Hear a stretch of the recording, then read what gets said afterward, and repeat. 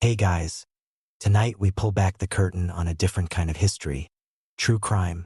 We're not beginning in a shadowy alley or a quiet suburban home, but in a place far more vast and indifferent. The open ocean. The stories we're exploring tonight are born from the sea, mysteries defined not by what was found, but by what was irrevocably lost. We're delving into the concept of the ghost ship, a vessel found perfectly sound, yet utterly devoid of life, a floating tomb holding a secret it will never tell. The sea has always been a source of humanity's greatest fears and most enduring legends.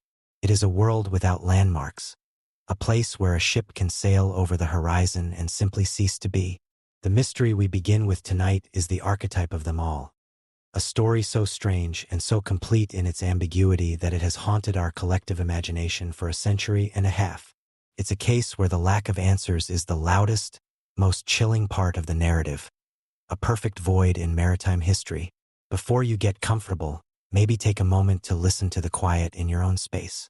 Hear the low hum of electricity, the settling of your home, the distant sound of the world outside. It is in that profound quiet, the space between sounds, that the essence of this story lives. Take a moment to like the video and subscribe, but only if you're ready to drift into these deep, unresolved waters with us. It helps this small community of late-night historians grow. A global campfire connected by a shared curiosity for the unknown. And speaking of which, let me know in the comments where you're tuning in from tonight. It's always humbling to see how far these stories travel, bridging distances in the dark. Now dim the lights, get settled. Let's ease into tonight's journey together. The Mary Celeste, the North Atlantic in the winter of 1872 was not a place for the faint of heart. It was a lonely and formidable expanse, a gray canvas of churning water and endless sky, navigated by men of immense skill and fortitude. This was the age of steam and sail, a time of transition, but for merchant vessels like the British brigantine Dei Grazia, the wind was still king. On the afternoon of December 4th, as she sailed through the choppy waters between the Azores and the coast of Portugal, her crew spotted something that broke the monotony of the horizon. It was another ship, a two-masted brigantine much like their own. But something about it was deeply wrong. It was moving erratically, its sails set but in a state of disarray. Some were tattered, others improperly rigged, catching the wind awkwardly. It yawed and drifted, a vessel clearly not under the command of a competent crew, or perhaps any crew at all. As the Dei Grazia drew closer, its captain, David Morehouse, felt a cold knot of dread form in his stomach. Through his spyglass, he recognized the vessel's lines and her nameplate. It was the Mary Celeste, an American merchant ship that had set sail from New York City just a week before his own. He knew her captain, Benjamin Spooner Briggs, a man he respected and had even shared dinner with just before their respective voyages began. The Mary Celeste was bound for Genoa, Italy, with a valuable cargo. She should have been well on her way, sailing with purpose, not floundering aimlessly in the middle of the ocean. Captain Morehouse hailed the ship repeatedly, his voice swallowed by the vast emptiness of the sea. There was no response. No distress signal had been flown. No sign of life could be seen on her decks. The only sounds that came back were the groan of the ship's timbers as she rolled on the swells and the mournful whistle of the wind through her damaged rigging. The ship looked haunted, a silent, floating enigma. Every instinct Captain Morehouse had, honed by years at sea, told him that something terrible had happened. He ordered his first mate, Oliver Devoid, and two other sailors to lower a small boat and board the drifting vessel. As the small party rowed across the gray, agitated water, the silence of the Mary Celeste grew more palpable, more menacing. When they finally pulled alongside and climbed aboard, they stepped into one of the most enduring mysteries in history. The scene that greeted them was not one of chaos or destruction, but of an eerie, unsettling stillness.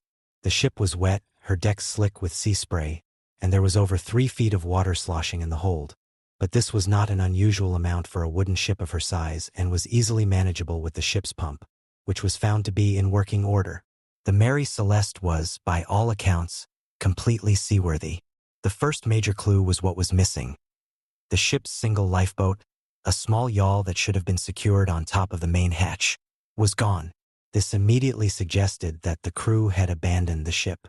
But the question that hung in the salty air was a deafening one. Why? The search of the ship only deepened. The mystery, turning confusion into profound bewilderment. The cargo, 1,701 barrels of denatured alcohol destined for fortifying Italian wine, was almost entirely intact. A manifest check would later show only 9 barrels were empty. This, combined with the fact that no other valuables were taken, made the idea of piracy extremely unlikely. Pirates would have plundered the valuable cargo, not left it behind. In the galley and storerooms, they found a 6-month supply of food and fresh water, more than enough to sustain the crew for the remainder of their voyage. There was no sign of a fire or a struggle. In the crew's quarters, the scene was even more surreal. It was a space frozen in time, a perfect tableau of lives abruptly interrupted. Sailors' sea chests were full of their belongings. Their oilskin boots and rain gear were still stowed. Their pipes were laid out, ready to be smoked. It was as if the crew had planned to return at any moment, that their departure was so sudden they hadn't even had time to grab the most basic necessities for survival at sea. The most poignant and disturbing discoveries were made in the captain's cabin. This was the floating home of Captain Briggs, his wife, Sarah, and their 2-year-old daughter, Sophia. The idea of a young family being on board made the ship's emptiness feel all the more tragic. Yet their cabin was in perfect order.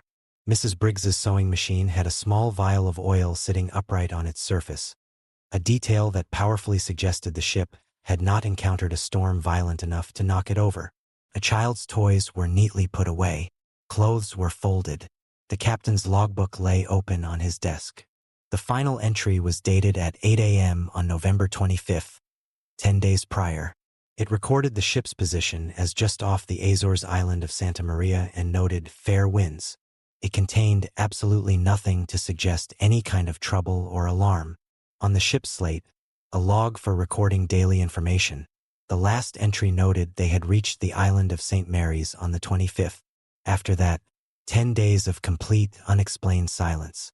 The 10 souls who had been on board were gone. This included the highly respected Captain Briggs, a devout Christian and a man known for his calm demeanor and exceptional skill as a seaman.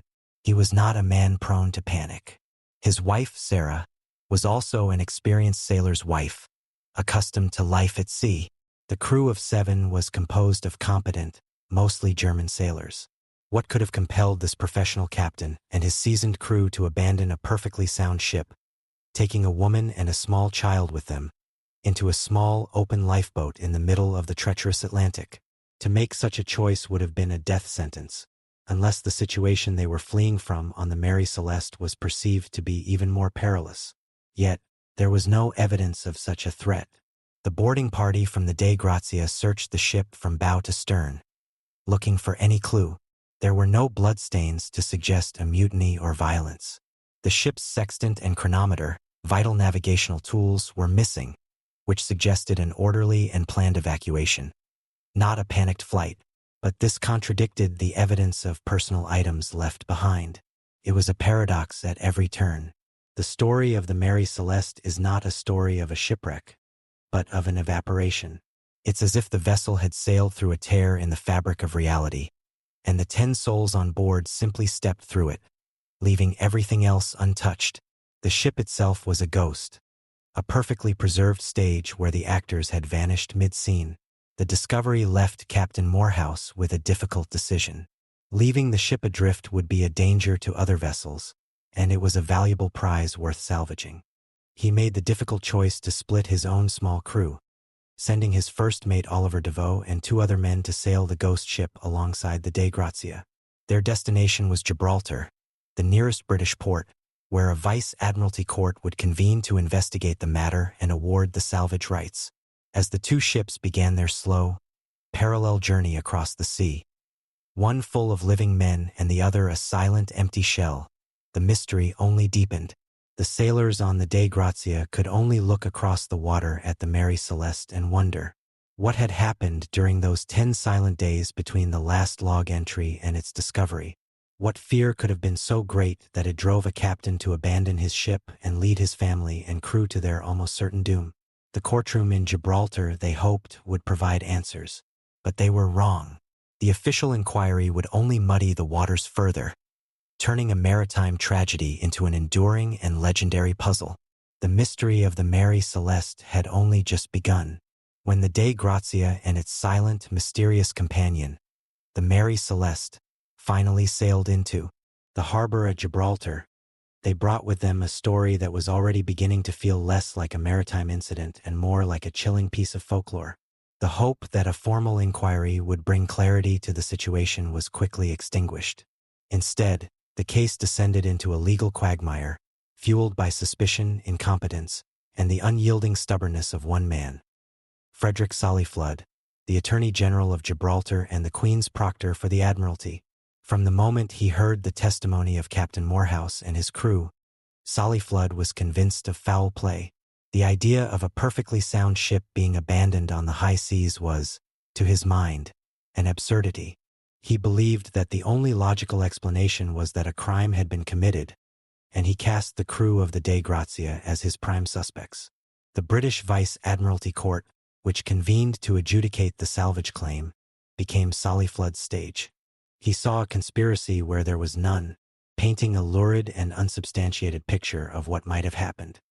He theorized that the crew of the Dei Grazia had conspired with the crew of the Mary Celeste to murder Captain Briggs and his family, perhaps after a drunken brawl, and then concocted the abandonment story to claim the ship and its valuable cargo. He even suggested that Captain Morehouse, a respected friend of Captain Briggs, had callously murdered his friend for profit. The crew of the Dei Grazia, who had risked their own lives to bring the ghost ship to port, found themselves transformed from saviors to villains, held in Gibraltar for weeks under a cloud of suspicion, their own voyage and livelihoods on hold. Flood ordered the Mary Celeste to be meticulously examined, sending his men to scour every plank and cabin for the slightest trace of violence. They found nothing. There were no signs of a struggle, no hidden bloodstains. His investigation grew desperate. A sword was found in Captain Briggs's cabin, and for a moment, it seemed like the smoking gun Flood was searching for. He pointed to faint reddish stains on the blade as proof of a bloody confrontation. The sword was sent for analysis, and the court waited with bated breath. The results were a profound anticlimax. The stains were nothing more than rust, consistent with a blade stored on a damp sea vessel. Other supposed clues were equally flimsy. Some minor cuts were found on the ship's railing, which Flood claimed were marks from an axe used in a struggle. Seasoned mariners, however, dismissed them as routine damage from the sea. Despite the complete lack of evidence to support his theories, Flood persisted. He subjected Captain Morehouse and his first mate, Oliver Devoid, to grueling cross-examinations, trying to catch them in a lie. He questioned why they hadn't simply towed the Mary Celeste, suggesting that splitting the crew was a way to better conceal their crime. Morehouse patiently explained that towing a heavy, unresponsive vessel through 800 miles of unpredictable winter seas would have been far too dangerous for his own small ship. Every logical explanation was met with more suspicion. The court proceedings dragged on for nearly 3 months, a testament to one man's obsessive refusal to accept the simple, albeit baffling, truth. No one knew what happened. In the end, the court had no choice but to rule that there was no evidence of foul play by the Dei Grazia crew. However, the judge, clearly influenced by Flood's relentless campaign of doubt, awarded them only £1,700 in salvage money, a fraction of the ship and cargo's total value of over $40,000. It was a paltry sum, barely enough to cover their expenses, and a deep insult to the men who had performed their duty honorably. The official verdict was a masterpiece of legal ambiguity. It concluded that the crew of the Mary Celeste had abandoned their ship, but offered no reason why. The case was closed, not with an answer, but with a formal, documented shrug. And with that, the Mary Celeste passed from the world of legal fact into the boundless realm of legend. In the years and decades that followed, the story became a canvas for public speculation, and theories proliferated, ranging from the scientifically plausible to the wildly fantastical. The sea, after all, has always invited tales of the unknown, and the empty decks of the Mary Celeste were the perfect setting. The simplest explanation, and the one favored by many seasoned sailors, was that of a sudden and catastrophic natural event. A massive rogue wave, for instance, could have swept the decks, washing everyone overboard in an instant. This would explain the suddenness and the lack of a struggle. However, it doesn't quite account for the missing lifeboat or the orderly state of the cabins below deck, which likely would have been thrown into chaos by such a powerful force. Another natural explanation involves a waterspout. The sight of a towering tornado of water and wind bearing down on a small ship would be enough to terrify even the most experienced mariner into a panicked, desperate abandonment. Or perhaps the culprit was a seaquake, a submarine earthquake that can violently shake a vessel from beneath, creating terrifying sounds and vibrations without necessarily causing structural damage. Captain Briggs might have believed his ship was breaking apart from the keel up, ordering an immediate evacuation into the lifeboat, only for the ship to sail on unharmed. The most enduring and widely accepted theory, however, centers on the ship's cargo of 1,701 barrels of denatured alcohol. While the crew of the Dei Grazia found the cargo hold largely intact, they did note that 9 of the barrels were empty. Crucially, these 9 barrels were made of red oak, a wood known to be more porous and prone to leakage than the white oak used for the rest of the shipment. This has led to the vapor explosion theory. The hypothesis goes like this. A change in atmospheric pressure or the gentle rocking of the ship caused a small amount of the volatile alcohol to seep from these barrels, filling the cargo hold with a potentially explosive vapor. Captain Briggs, a conscientious man responsible for the lives of his family and crew, may have become aware of this danger.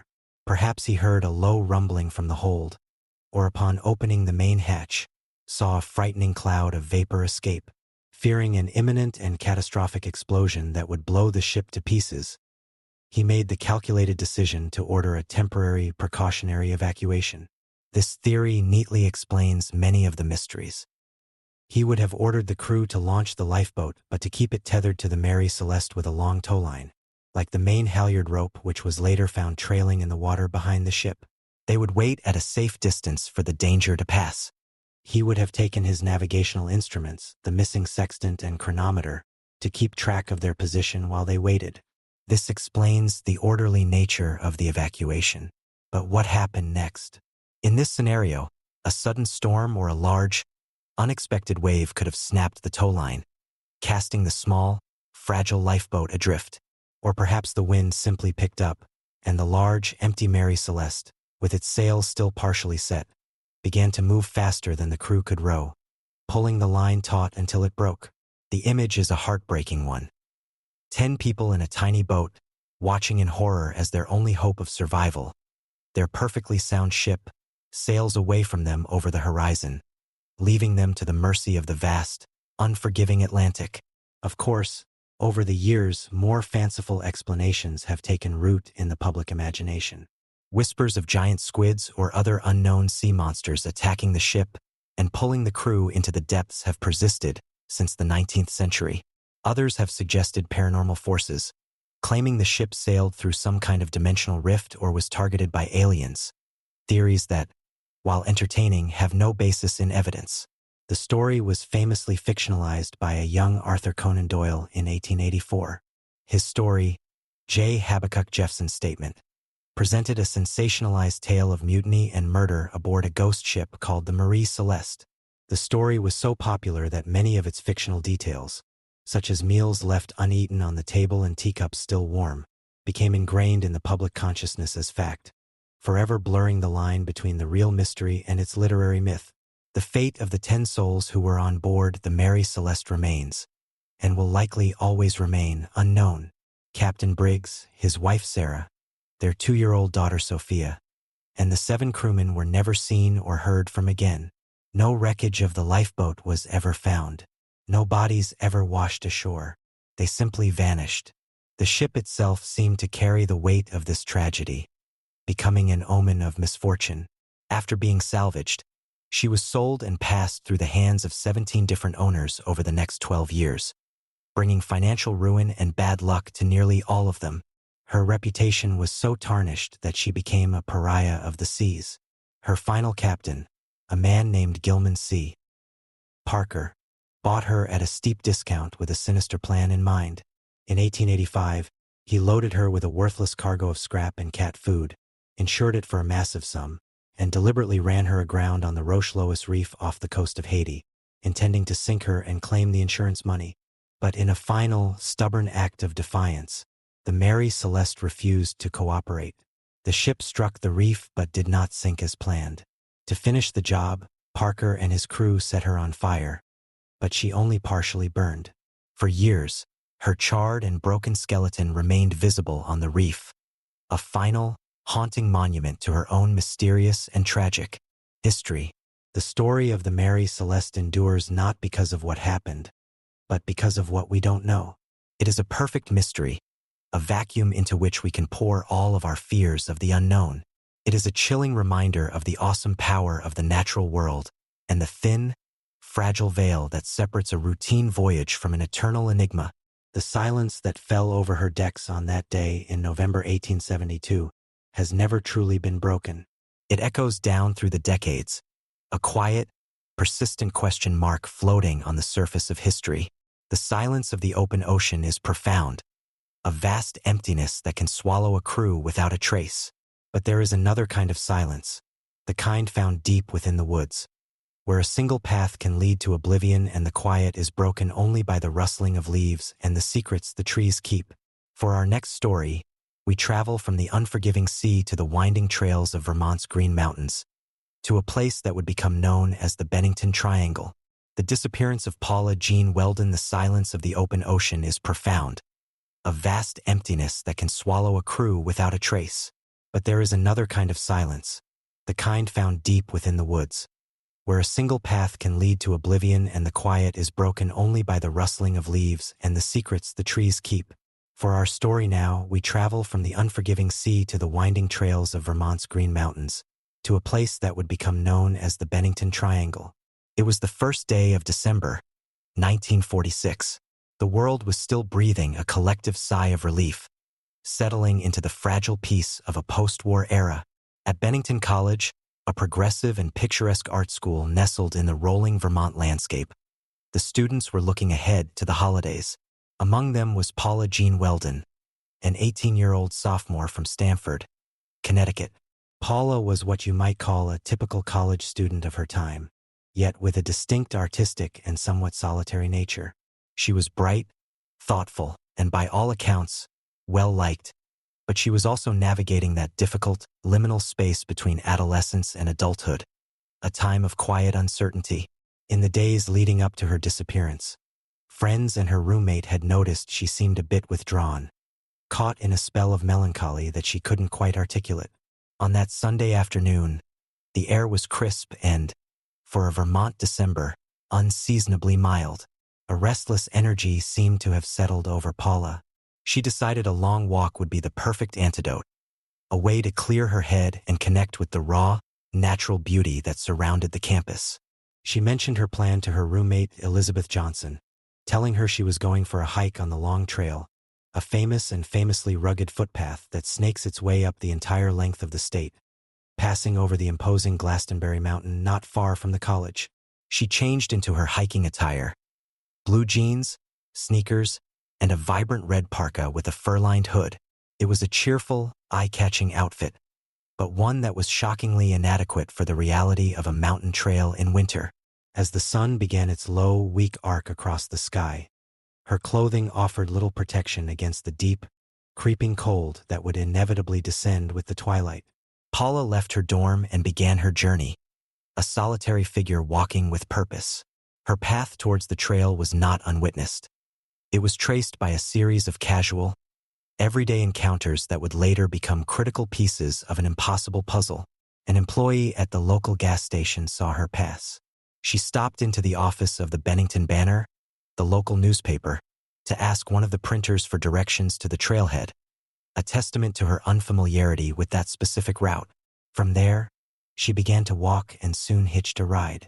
A local contractor named Lewis Knapp was driving his truck up the mountain road and saw her thumbing for a lift. He pulled over and she climbed in, a friendly young woman making small talk on her way to an afternoon hike.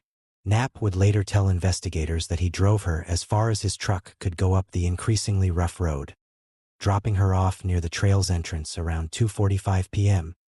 He watched her get out, thank him, and start walking up the path, a small flash of red against the muted browns and grays of the late autumn woods. She was smiling, he recalled, and seemed to be in good spirits. As Paula moved deeper into the wilderness, the trail grew steeper and more secluded. It was here that the last known sighting of her occurred. An older couple from Bennington, who were out for a hike themselves, were making their way down the trail when they encountered a young woman in a red parka heading up. They exchanged a brief, pleasant greeting. They noted that she seemed cheerful and energetic. They watched her continue up the path ahead of them until she rounded a sharp, rocky outcropping. The couple continued their own slow descent. A few minutes later, another hiker, a man named Ernest Whitman, was on his way up and passed the couple. He told them he had seen nothing of the girl in the red coat ahead. This was odd, but not yet alarming. It was the older couple's experience that would become the core of the mystery. After resting for a moment, they resumed their hike. When they reached the same rocky outcropping where they had seen Paula disappear from view just minutes before, they expected to see her further up the trail. But she was gone. The path ahead was empty. There were no side trails at that particular spot, no visible place she could have gone. On one side was a steep embankment, on the other the dense, thick woods.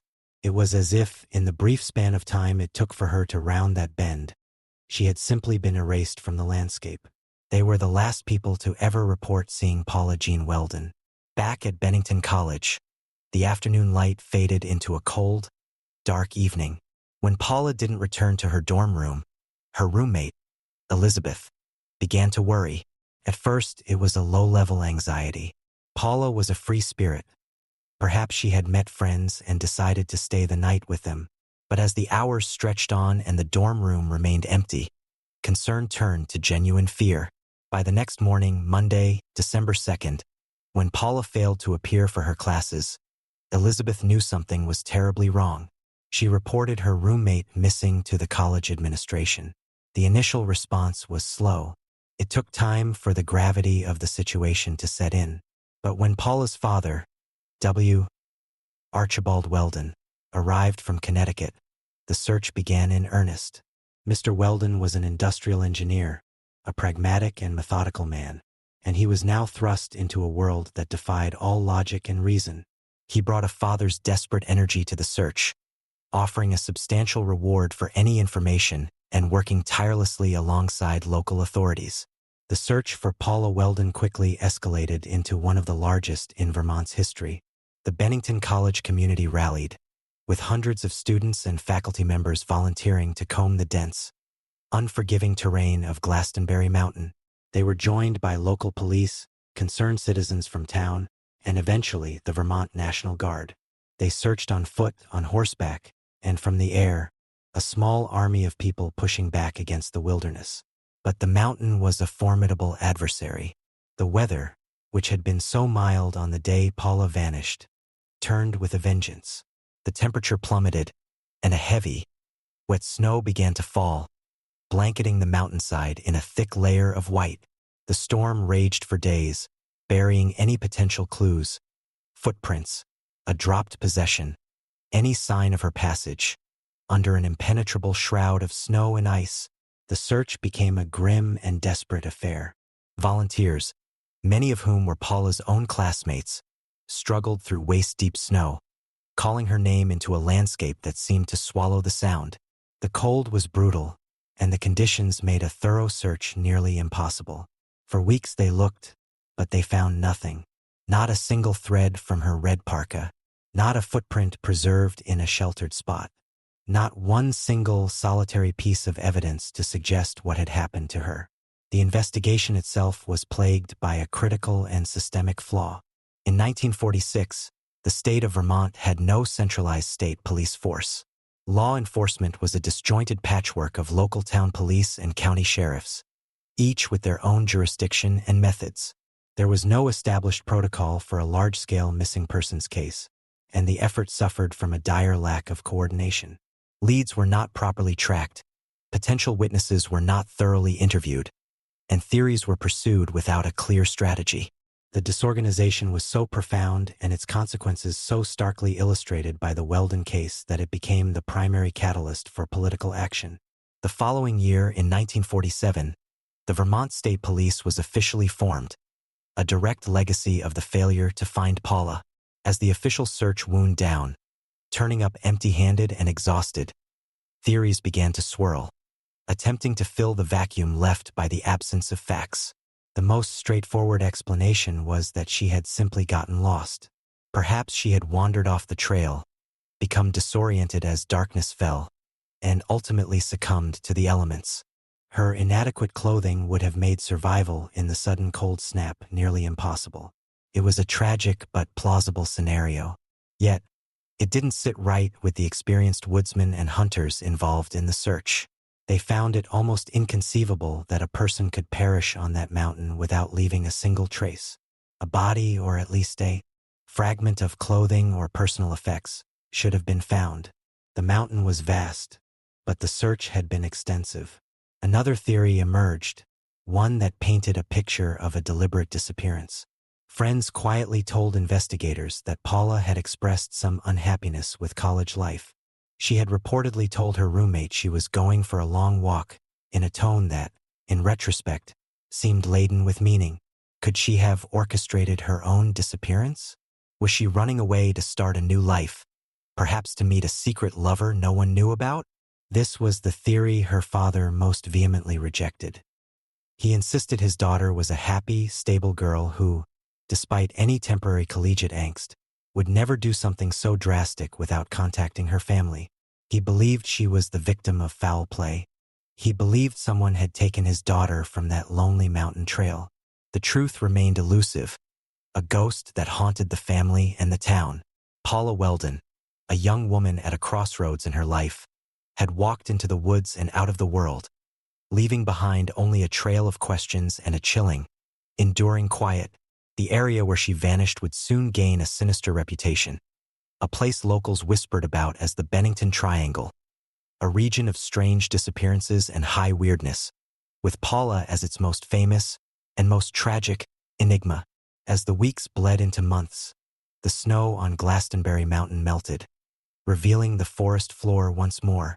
The search for Paula Weldon was reignited with the coming of spring, a renewed hope that what the winter had concealed, the thaw would reveal. Searchers once again combed the rugged terrain, meticulously retracing the path she was believed to have taken. But the mountain remained silent. The ground yielded no clues. The disappearance, which had once felt like a tragic accident waiting to be uncovered, now began to feel like something far stranger and potentially more sinister. With the likelihood of her having simply gotten lost and perished diminishing with each fruitless search, the investigation pivoted, turning its focus away from the wilderness and toward the darker possibilities of human action. The theory of foul play, long held by Paula's father, gained traction. Investigators began to scrutinize the people who had crossed Paula's path on that fateful day, and they looked into the strange local characters who inhabited the periphery of the small Vermont town. One person of interest was the man Lewis Knapp had seen at his sawmill just before he gave Paula a ride. This man, who lived in a shack along the trail, had reportedly been in a heated argument with someone that afternoon. He became a focus of suspicion, especially after he allegedly gave conflicting stories about his whereabouts and activities. He told one search party that he knew where Paula's body was, but when pressed, he claimed it was just a dark joke. His behavior was erratic and deeply suspicious, but without any physical evidence to connect him to Paula, he remained just that, a suspicion. Another lead emerged from a waitress in Fall River, Massachusetts. Weeks after the disappearance, she contacted authorities, claiming that a young woman who looked distraught and perfectly matched Paula's description had been in her diner. She said the woman was agitated, constantly looking over her shoulder as if she was afraid of someone, and was accompanied by a man. This tip sent a ripple of excitement through the investigation, suggesting Paula might still be alive, perhaps being held against her will or on the run. Detectives followed the lead, but it, like so many others, grew cold and ultimately led nowhere. The woman was never positively identified, and the sighting remained an unverified and tantalizing dead end. The lack of a body, a crime scene, or any physical evidence created a frustrating vacuum, allowing theories to multiply and mutate. The idea that she had run away never fully disappeared. Some investigators clung to the possibility that this intelligent, complex young woman had meticulously planned her own escape. They imagined her hitching a ride not up the mountain, but away from Bennington altogether, perhaps making her way to Canada to start a new life under a new name. This narrative offered a glimmer of hope, a less tragic alternative to the grim possibilities of the mountain. It was a comforting thought, but one that was entirely speculative, unsupported by any concrete proof. No money had been withdrawn from her bank account, and the few personal belongings she might have taken were so minimal that it seemed an unlikely start for a new life. As the years passed, the formal investigation languished, but the story of Paula Weldon began to take on a new life. It seeped into the local folklore, becoming a ghost story whispered to new generations of Bennington students, a cautionary tale about the dark and lonely places that border their idyllic campus. The case became inextricably linked with the strange and unsettling reputation of Glastonbury Mountain itself. Long before Paula vanished, the area was the subject of local legends. The once thriving logging town of Glastonbury had dwindled into a ghost town by the 1940s, its empty buildings slowly being reclaimed by the forest. The region was known for its sudden, violent weather changes, its disorienting magnetic anomalies that could allegedly spin a compass, and persistent tales of strange lights in the sky and Bigfoot-like creatures roaming the woods. It was into this tapestry of high weirdness that Paula's story was woven. In the 1990s, New England author and folklorist Joseph A. Citro would famously coin the term the Bennington Triangle, retroactively connecting Paula's disappearance to a string of other unexplained vanishings that occurred in the same geographic area between 1920 and 1950. While there is no evidence to suggest these cases are factually connected, their temporal and geographical proximity creates a chilling and powerful narrative. The series of strange disappearances began just 1 year before Paula's.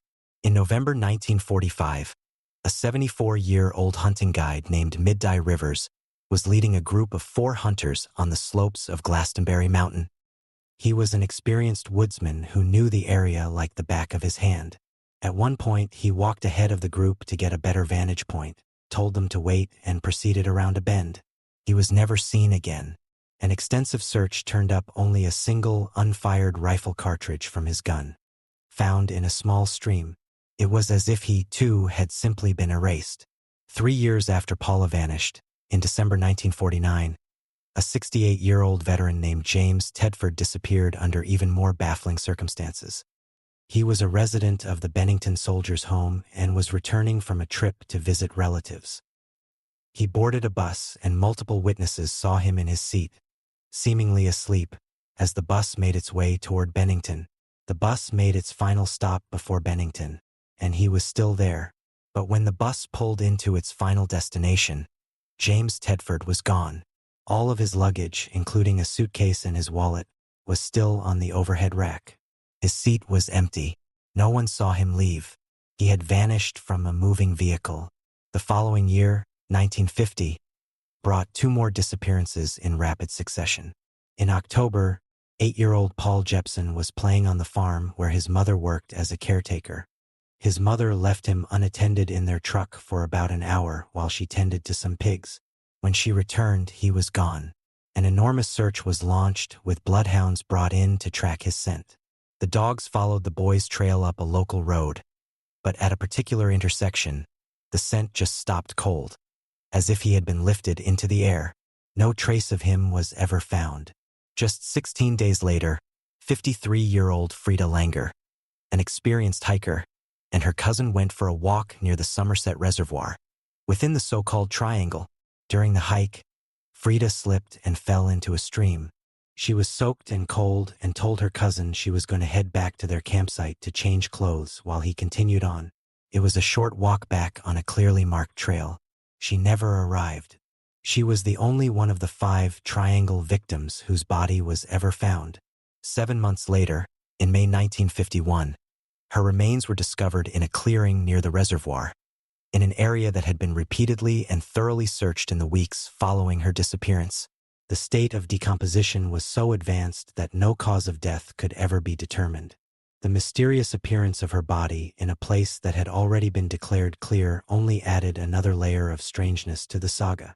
Whether these cases represent a sinister pattern or are simply a tragic coincidence, a statistical cluster of unrelated events occurring in a vast and dangerous wilderness, remains a subject of intense debate, but taken together, they paint a deeply unsettling picture of a place where the normal rules of existence seem to fall away.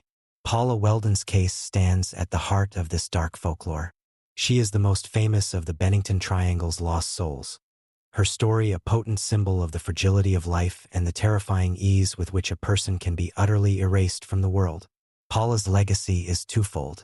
On a practical, civic level, her disappearance laid bare the critical flaws in Vermont's law enforcement infrastructure and served as the direct impetus for the creation of the Vermont State Police, a lasting and positive change born from tragedy. But on a deeper, cultural level, her story left an indelible scar on the psyche of the region and became a cornerstone of American unexplained mystery.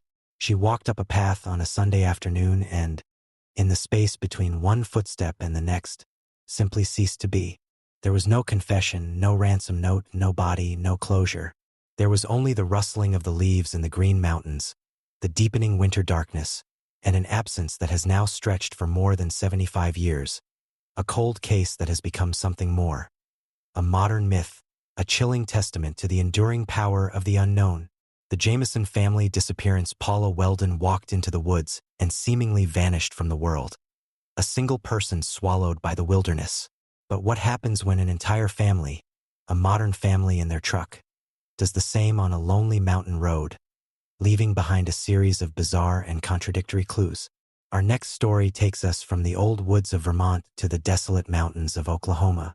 In the autumn of 2009, the Sans Bois Mountains of southeastern Oklahoma lay rugged and remote, a sprawling expanse of dense woods, rocky outcrops, and red dirt roads that seemed to lead to nowhere. It's a sparsely populated and deeply isolated part of the state, a place where one can easily feel disconnected from the modern world. It was this very sense of isolation that drew the Jamison family.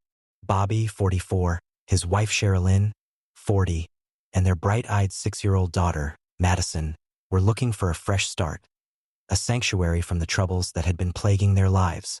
They had their eyes on a 40-acre plot of land for sale deep within these mountains, a place near the small town of Red Oak where they hoped to build a new life, off the grid and away from what they perceived as a world full of threats.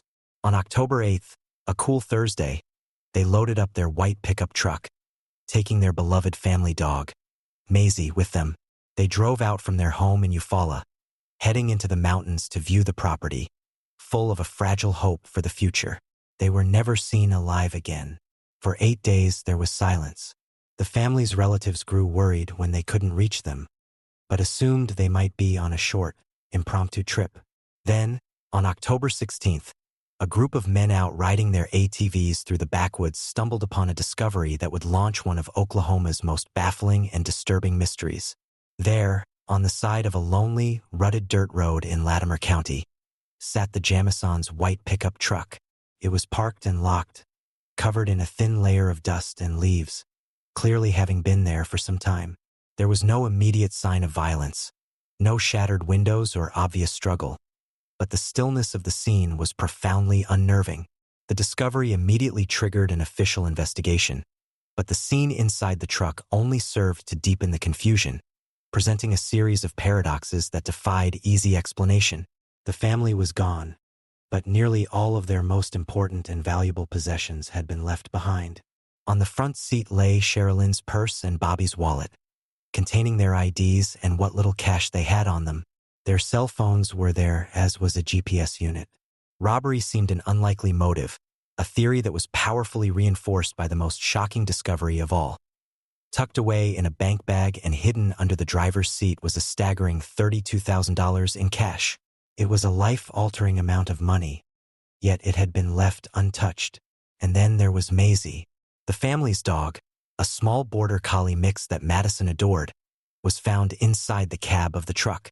She was emaciated, weak, and nearly dead from starvation and dehydration, but she was alive. Her condition confirmed that the truck had been abandoned for over a week. The image was a heartbreaking one. A loyal pet left to waste away, a silent witness to a disappearance she could not explain. The immediate question was overwhelming. What kind of emergency would cause a family to abandon their vehicle, their money, their phones, and their beloved dog, and simply walk away into the wilderness? A massive search and rescue operation was launched immediately. The rugged and unforgiving terrain of the Sans Bois Mountains was swarmed with hundreds of searchers. Law enforcement on horseback, volunteers on foot, and helicopters buzzing overhead. Scanning the dense canopy of trees, they scoured the area for miles in every direction from the truck. But the mountains held their secrets close. They found nothing. There were no clear tracks leading away from the vehicle, a detail made more perplexing by the soft dirt of the road. There were no discarded items, no signs of a campsite, and no evidence of a struggle.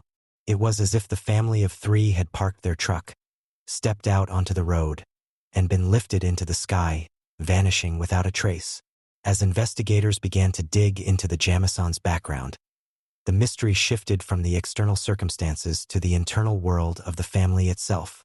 The picture that emerged was not one of a happy, typical family seeking a country home. It was a portrait of people in crisis, battling deep-seated issues and grappling with a growing sense of paranoia that had consumed their lives. Both Bobby and Sherilyn suffered from chronic pain. Years earlier, Bobby had been in a severe car accident that left him with a permanently damaged back and debilitating pain that he struggled with daily. Sherilyn also suffered from pain but was more profoundly affected by severe depression and what her family believed was bipolar disorder. Her mental health had taken a sharp decline following the recent death of her sister. In the months leading up to their disappearance, their behavior had become increasingly erratic and alarming to those around them. They had become reclusive, losing a significant amount of weight and appearing gaunt and malnourished. They had also become convinced that their home in Eufaula was haunted. They told friends and family that spirits lived in their house, sometimes on the roof, and that these entities were a malevolent presence. Sherilyn, in particular, had become deeply immersed in supernatural beliefs.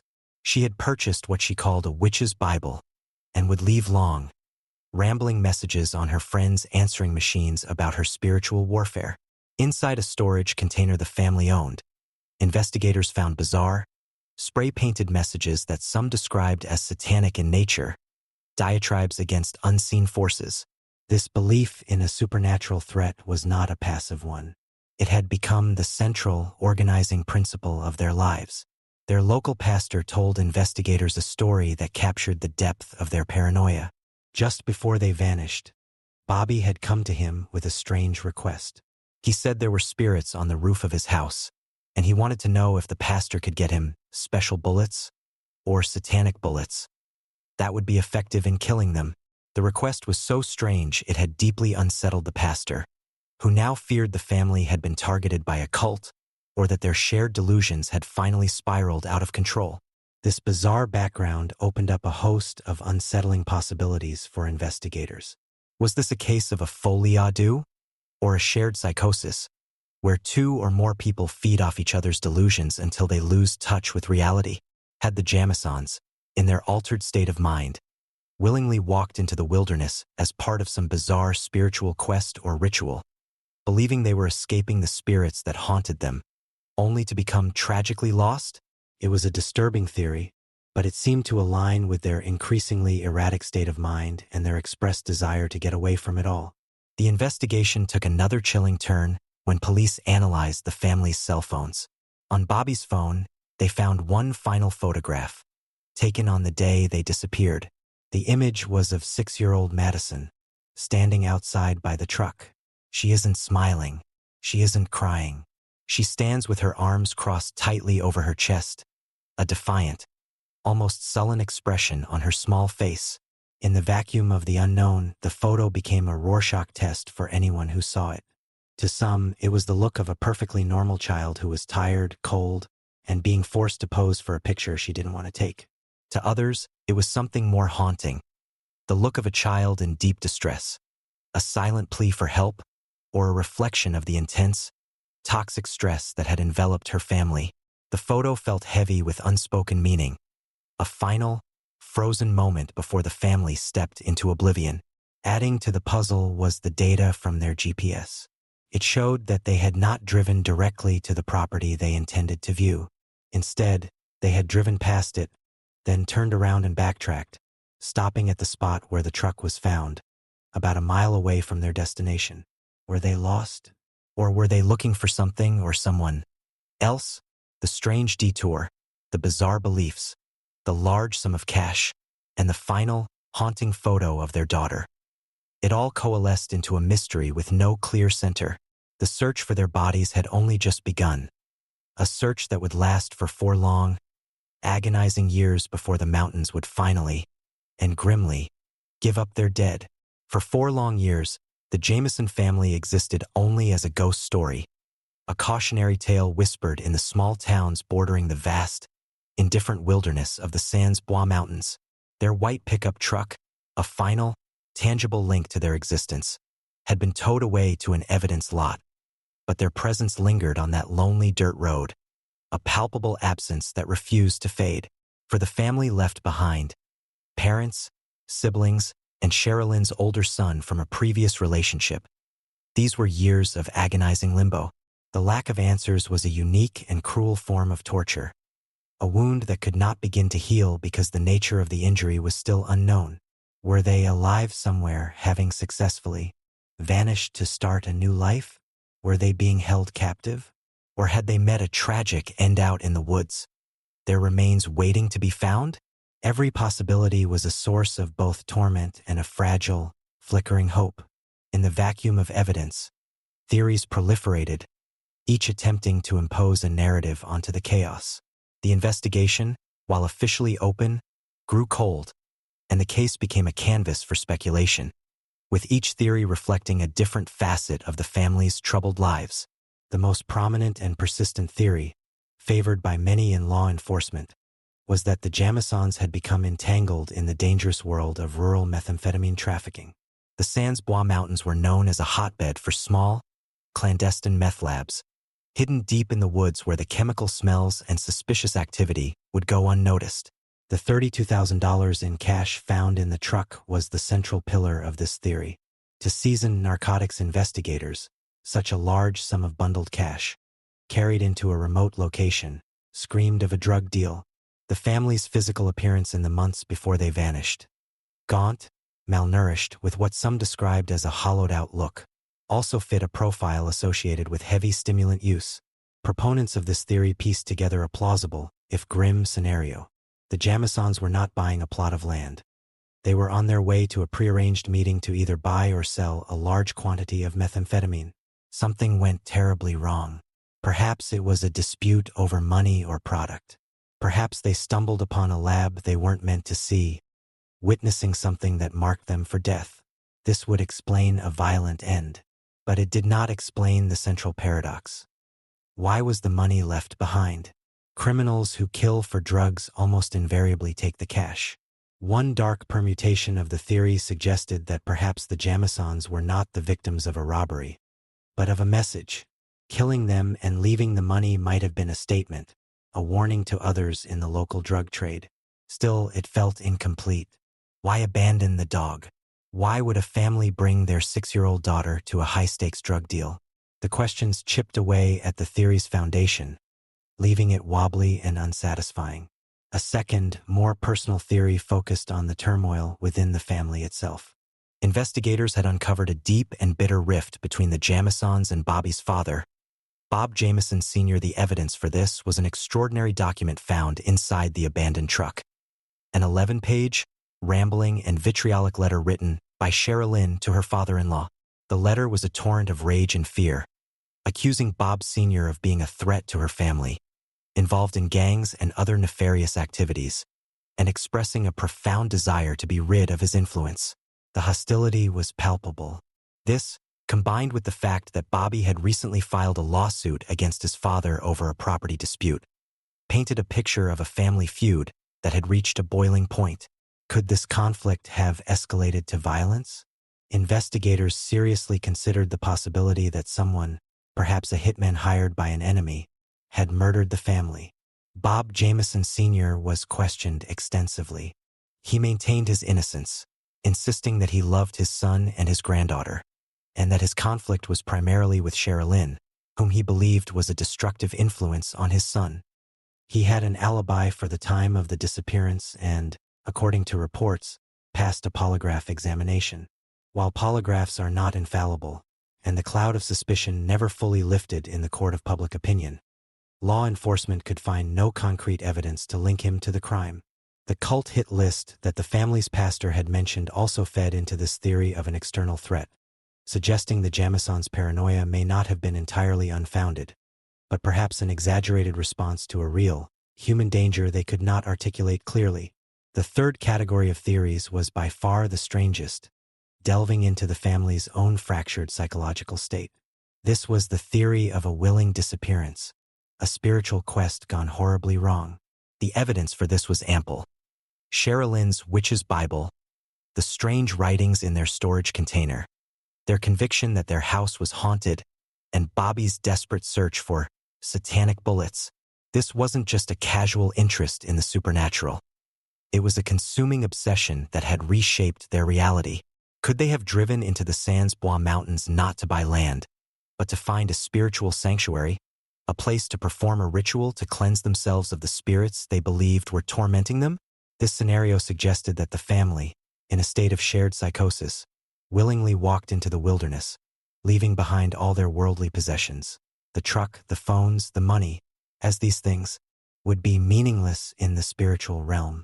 Perhaps they intended to fast and pray, a common practice in many spiritual traditions, but in their weakened and delusional state, they quickly became disoriented and succumbed to the elements. It explained why they might have abandoned everything, including their dog. But this theory had its own monstrous hurdle, Madison. Could a mother and father, no matter how deep in the throes of their delusions, willingly lead their 6-year-old child on what was effectively a death march into the wilderness? It was a question that seemed to defy a compassionate understanding of human nature, pushing the theory to the very edge of plausibility.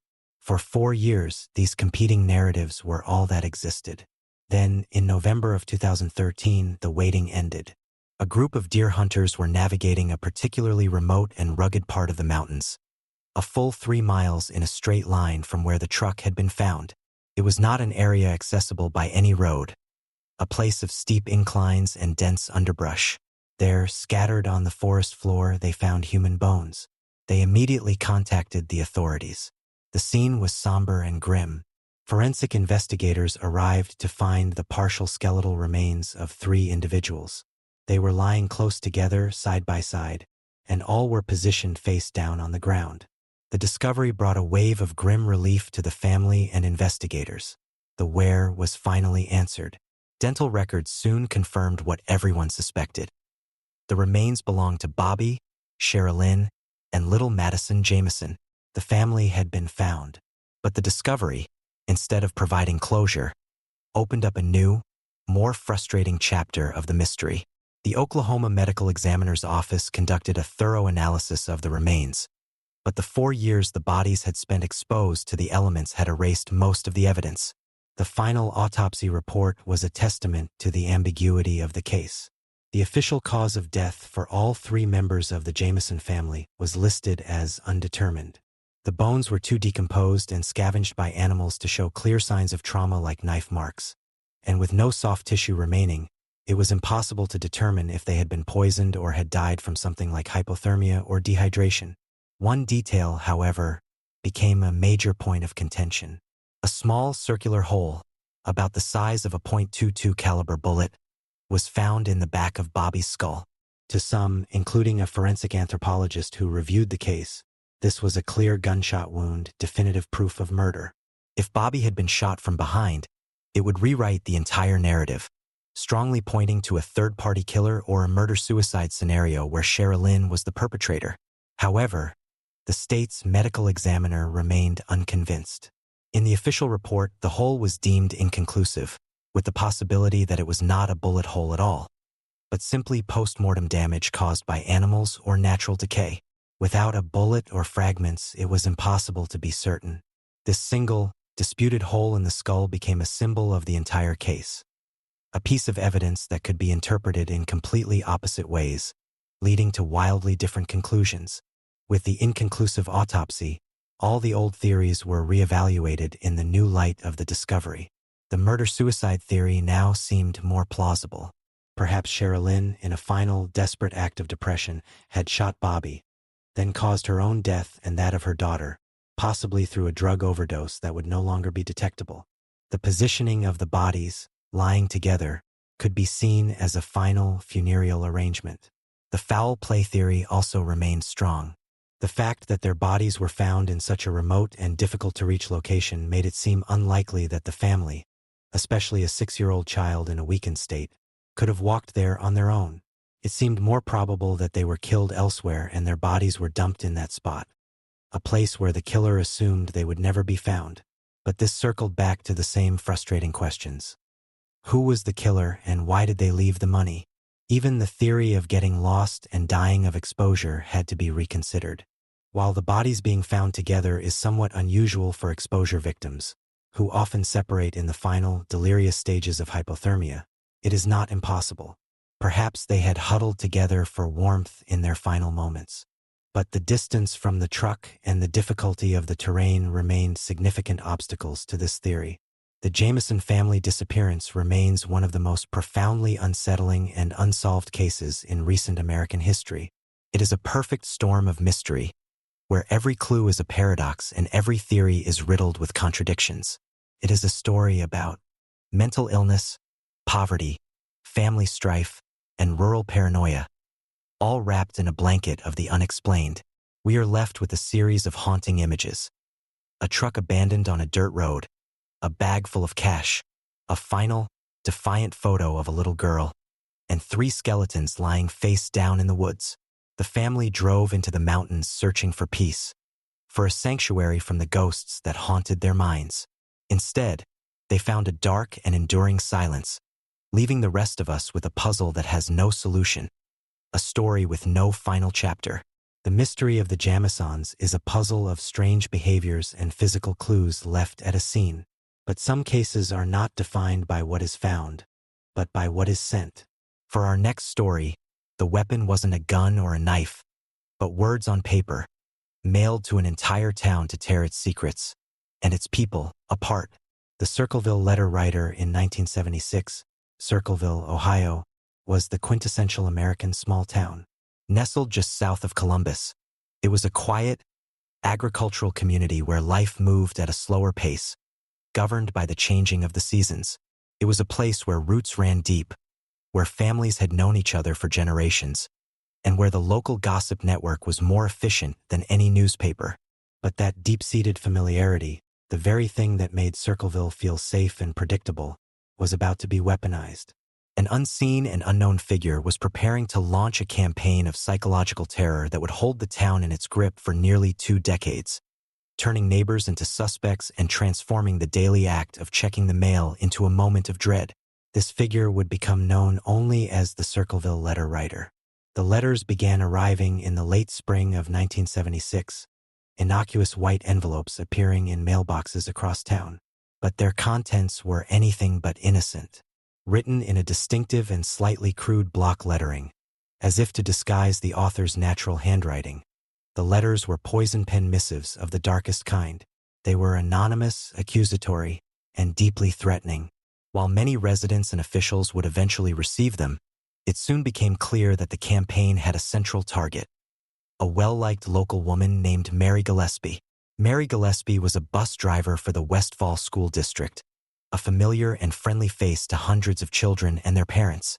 She lived a seemingly quiet life with her husband, Ron Gillespie, and their children.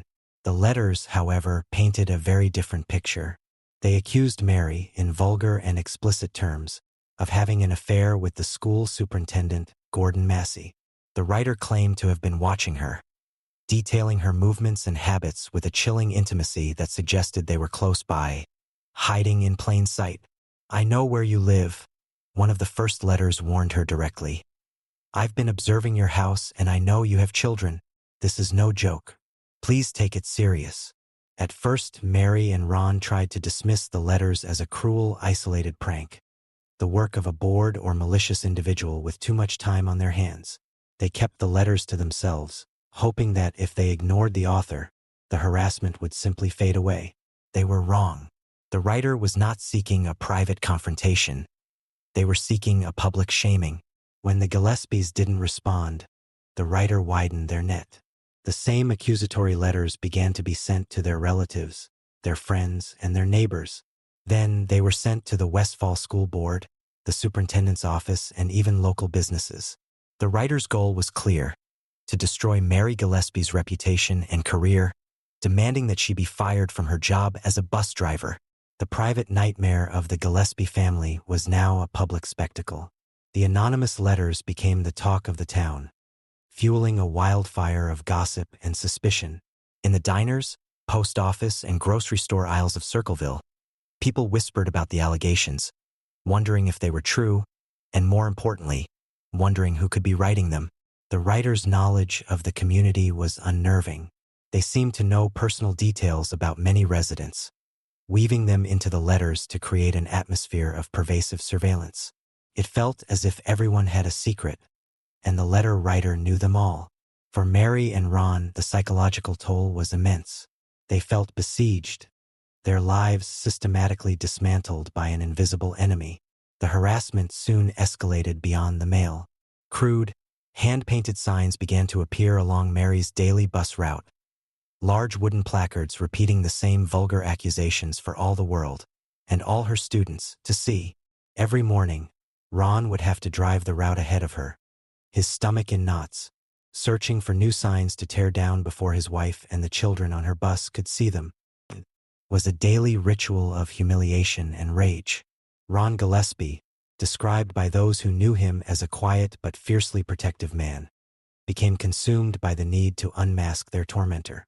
He was not a man to stand by passively while his family was attacked.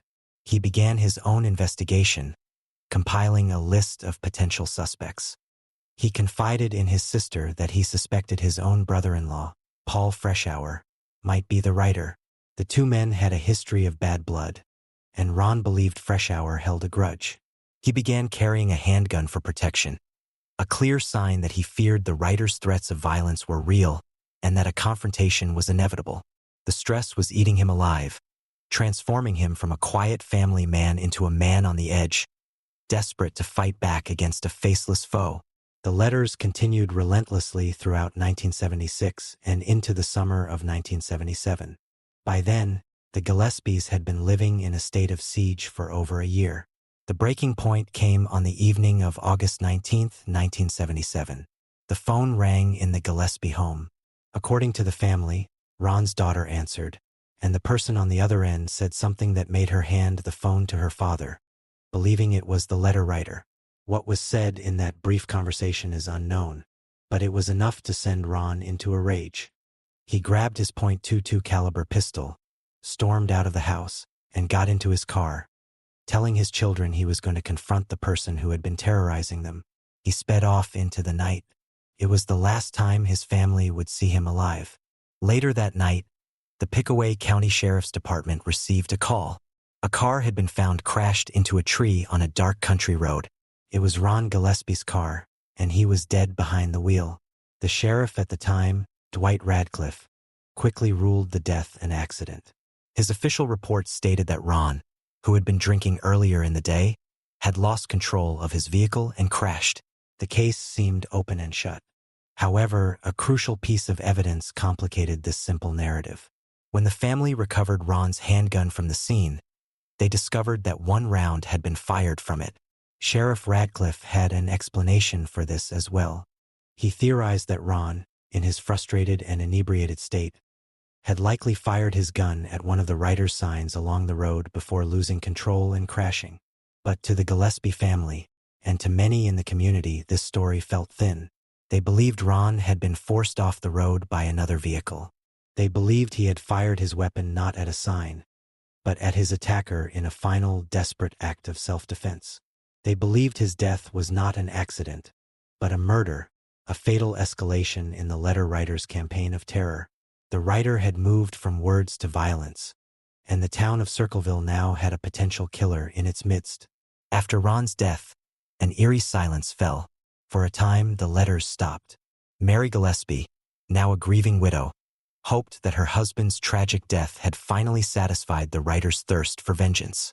She tried to piece her shattered life back together, but the reprieve was only temporary. Several weeks later, the white envelopes began appearing again. The new letters were more menacing, more triumphant than ever before. They were addressed directly to Mary, taunting her about Ron's death and renewing the threats against her and her children. The writer now seemed to be taking credit for what happened, cementing the family's belief that Ron had been murdered and validating their deepest fears. With Ron's death now being viewed by many as a potential homicide, the pressure on Sheriff Radcliffe to solve the case intensified. He had a town living in fear and a family demanding justice. The investigation into the identity of the Circleville letter writer began in earnest. Handwriting experts were consulted, and dozens of residents were questioned and asked to provide writing samples. The focus of the investigation soon narrowed, landing on the very man Ron Gillespie had suspected from the beginning. His brother-in-law, Paul Freshour. Freshour was asked to take a handwriting test, but the results were inconclusive. However, Sheriff Radcliffe felt he had his man. The case against Freshour would culminate in a bizarre and controversial sting operation. In 1983, years after the letters started, Mary Gillespie was driving her bus route when she saw another crude sign targeting her daughter. She stopped, got out, and tried to remove it. As she did, she realized the sign was attached to a string, which was tied to a box. It was a booby trap. Inside the box was a handgun, rigged to fire when the sign was moved. The gun did not go off, but the incident was a clear attempt on her life.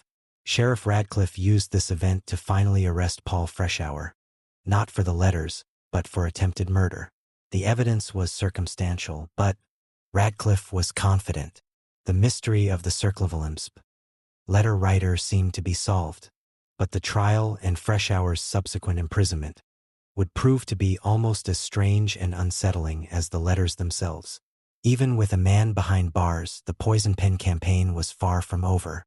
The arrest of Paul Freshour for the attempted murder of his sister-in-law, Mary Gillespie, sent a ripple of relief through the beleaguered town of Circleville. For years, the community had been held hostage by the venomous words of an anonymous author, a phantom who had sown discord, ruined reputations, and was now believed to have graduated to violence. Sheriff Dwight Radcliffe presented the case as a definitive victory, the unmasking of the man who had terrorized his own family and the town at large. The booby trap sign was the final, tangible piece of evidence needed to close the net. At his trial in 1983, the prosecution laid out its case against Freshour. They pointed to the long-standing animosity between him and his brother-in-law, the deceased Ron Gillespie. They presented evidence that Freshour owned a .22 caliber pistol, the same type of weapon found in the booby trap. Most critically, they had Mary Gillespie's testimony. She claimed that while she had not seen who set the trap, she believed Freshour was the only person with a motive strong enough to want her dead. Paul Freshour, for his part, vehemently maintained his innocence. He insisted he was being framed, that he had nothing to do with the letters or the booby trap. His defense team argued that the evidence was entirely circumstantial. There were no fingerprints on the gun or the box. No one had seen him place the sign. The prosecution's case rested heavily on motive and opportunity, but lacked a direct, undeniable link. Despite these weaknesses, the jury was convinced. The specter of the letter writer loomed large over the proceedings, and the desire for justice, and for an end to the fear, was palpable. Paul Freshour was found guilty of attempted murder and sentenced to 7 to 25 years in the Ohio State Penitentiary. The mystery, it seemed, was finally over. The Circleville letter writer was behind bars. But then, something happened that twisted the case into a new and even more baffling shape. the letters didn't stop. From his prison cell, Paul Freshour began receiving them, too. They taunted him, mocking his imprisonment and claiming he was a fool who had taken the fall for the real writer. "Now, when are you going to believe you aren't going to get out of there?" one letter sneered. "I told you 2 years ago. When we set you up good." The letters continued to arrive in Circleville as well, postmarked from Columbus, Ohio, near the prison where Freshour was incarcerated. This presented a profound and disturbing paradox. How could a man in a maximum security prison continue a widespread mail campaign? Prison officials insisted it was impossible for Freshour to be smuggling the letters out. His mail was monitored, his cell was searched, and he had no access to the materials or the means to continue the harassment on such a scale. This stunning development fractured the case into 2 possibilities, each more unsettling than the last. The first possibility was that Paul Freshour was a criminal genius, a master manipulator who had somehow found a confederate on the outside to continue his work, or had devised an ingenious way to bypass prison security. This seemed unlikely, given the scrutiny he was under.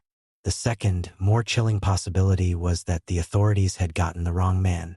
If Freshour was innocent, it meant that the real Circleville letter writer was still out there, free and emboldened, watching with satisfaction as another man served time for their crimes. This would mean that the justice system had not only failed to catch the true culprit, but had also compounded the tragedy by wrongly convicting an innocent man. The case caught the attention of the nationally syndicated television show Unsolved Mysteries. In 1994, they aired a segment on the Circleville letter writer, bringing the strange and convoluted story to a massive audience. The show highlighted the key inconsistencies in the case: the lack of physical evidence linking Freshour to the booby trap, Ron Gillespie's unresolved death, and most compellingly, the fact that the letters had continued long after Freshour was imprisoned. The segment featured interviews with a defiant Paul Freshour, who spoke passionately from prison about his innocence, and with Sheriff Radcliffe, who remained steadfast in his conviction that Freshour was the guilty party, suggesting he was using accomplices to continue the mailings. The show also posed a compelling question. If Freshour was the writer, how did he know about the affair between Mary Gillespie and the superintendent in the first place? The affair was a secret, one that Gordon Massey himself would later admit to under oath. But how did the writer learn of it? This suggested the writer was someone with inside knowledge, someone intimately connected to the school system or the lives of those involved. The television exposure brought a new wave of scrutiny to the case and gave a platform to those who believed in Freshour's innocence. His wife, Karen Sue, became his most ardent defender, tirelessly working to clear her husband's name. She pointed out that her husband had even cooperated with the investigation initially, providing a handwriting sample voluntarily. Experts who later examined that sample against the letters would have conflicting opinions, with some seeing similarities and others concluding they were written by different people. Despite the renewed public interest and the lingering, profound doubts, Paul Freshour remained in prison. He served 10 years of his sentence before being paroled in May of 1994. Upon his release, he was a man determined to find the truth and clear his name. He continued to collect evidence and seek out those who might have information, but he was met with a wall of silence. The town of Circleville seemed to want nothing more than to forget the entire saga, to bury the memory of the poison pen letters that had torn their community apart. The letters finally stopped around the time of Freshour's release. The identity of the writer, or writers, remains one of Ohio's most enduring mysteries. To this day, theories abound. Some still believe Paul Freshour was the culprit, perhaps with help from his wife or another family member. They argue that he was clever enough to orchestrate the continued mailings to create doubt and cast himself as a victim. Others believe the true writer was someone else entirely, someone who was never even on the official list of suspects. One popular theory points to a disgruntled school employee who may have had a grudge against Superintendent Massey and used the affair with Mary Gillespie as a weapon against him. This would explain the writer's inside knowledge and their initial focus on the school system. Another theory suggests the writer was a different member of the extended Gillespie-Freshour clan, someone who managed to frame Paul Freshour out of a personal vendetta. One of the most intriguing and complex theories suggests that there wasn't just one writer but several. It's possible that the campaign was started by one individual, But as the letters became a local phenomenon, copycat writers emerged, adding their own letters to the mix. This could account for the slight variations in handwriting and tone that some have noted over the years, and it would explain how the campaign could continue even after a primary suspect was incarcerated. The Circleville letters may have become a dark, anonymous outlet for the town's collective frustrations and resentments. Paul Freshour died in 2012, a free man but one who never saw his name officially cleared. He went to his grave insisting on his innocence. Ron Gillespie's death remains officially classified as an accident, despite his family's unwavering belief that he was murdered. The identity of the person on the other end of that final, fatal phone call has never been established. The Circleville letter writer case is a chilling testament to the destructive power of words. It's a story about how anonymity can unleash the darkest parts of human nature, allowing one person to hold an entire community in a state of psychological terror. The mystery is not just about who wrote the letters. It's about the darkness that they tapped into. But what happens when the truth isn't uncovered by a detective, but is delivered from a place beyond all human understanding? For our next story, we travel back in time to the misty, folkloric hills of West Virginia, to a murder case that is utterly unique in American legal history. The only case in which the testimony of a ghost was not only admitted into evidence, but was directly responsible for the conviction of a killer. The Greenbrier ghost in the late 19th century, Greenbrier County, West Virginia, was a place apart. Nestled deep in the Appalachian Mountains, it was a world of rugged self-sufficiency, where communities were tight-knit and life was governed by the hard rhythms of farming, faith, and folklore. This was a time and a place where the veil between the living and the dead often felt thin, where tales of haunts, spirits, and omens were woven into the fabric of everyday life. It is in this atmospheric setting that the strange and haunting story of Elva Zona Hester unfolded. Known to everyone in her small community simply as Zona, she was a young woman full of life and promise in the year 1896. She was known for her vibrant spirit and was well regarded by her neighbors. That year, a man named Erasmus Stribling Trout Shoe moved to the area. A blacksmith by trade, Trout, as he was called, was a handsome and charming drifter, a newcomer with a mysterious past who quickly set about building a new life for himself. He was articulate and seemed to be a hard worker, and his charms were not lost on the young women of the county. He soon set his sights on Zona Hester. Their courtship was a whirlwind. Trout was persistent and charismatic, and Zona was completely smitten. They fell deeply in love, a passionate romance that moved with astonishing speed. There was, however, one significant obstacle. Zona's mother, Mary Jane Hester, a pragmatic and deeply intuitive woman. Mary Jane took an instant and powerful dislike to Trout Shoe. She felt there was something wrong about him, a darkness lurking behind his charming facade. Her mother's intuition screamed that he was not to be trusted, and she made her objections to the union clear. But Zona, caught in the throes of first love, was deaf to her mother's warnings. In October of 1896, against her mother's wishes, Elva Zona Hester married Erasmus Stribling Trout Shoe. For the first few months, the marriage seemed to be a happy one. The couple settled into a small log house near the blacksmith shop where Trout worked. To the outside world, they appeared to be a contented newlywed couple. Zona would often help her husband at the forge, and their life seemed to be falling into a peaceful, domestic routine. But the idyllic picture was about to be shattered. On the morning of January 23, 1897, just 3 short months after their wedding, a young boy named Andy Jones was sent on an errand to the Shoe household by Trout himself. Trout was at the blacksmith shop and asked the boy to run up to his house and see if his wife needed anything from the market. The boy made his way to the small log home and knocked on the door.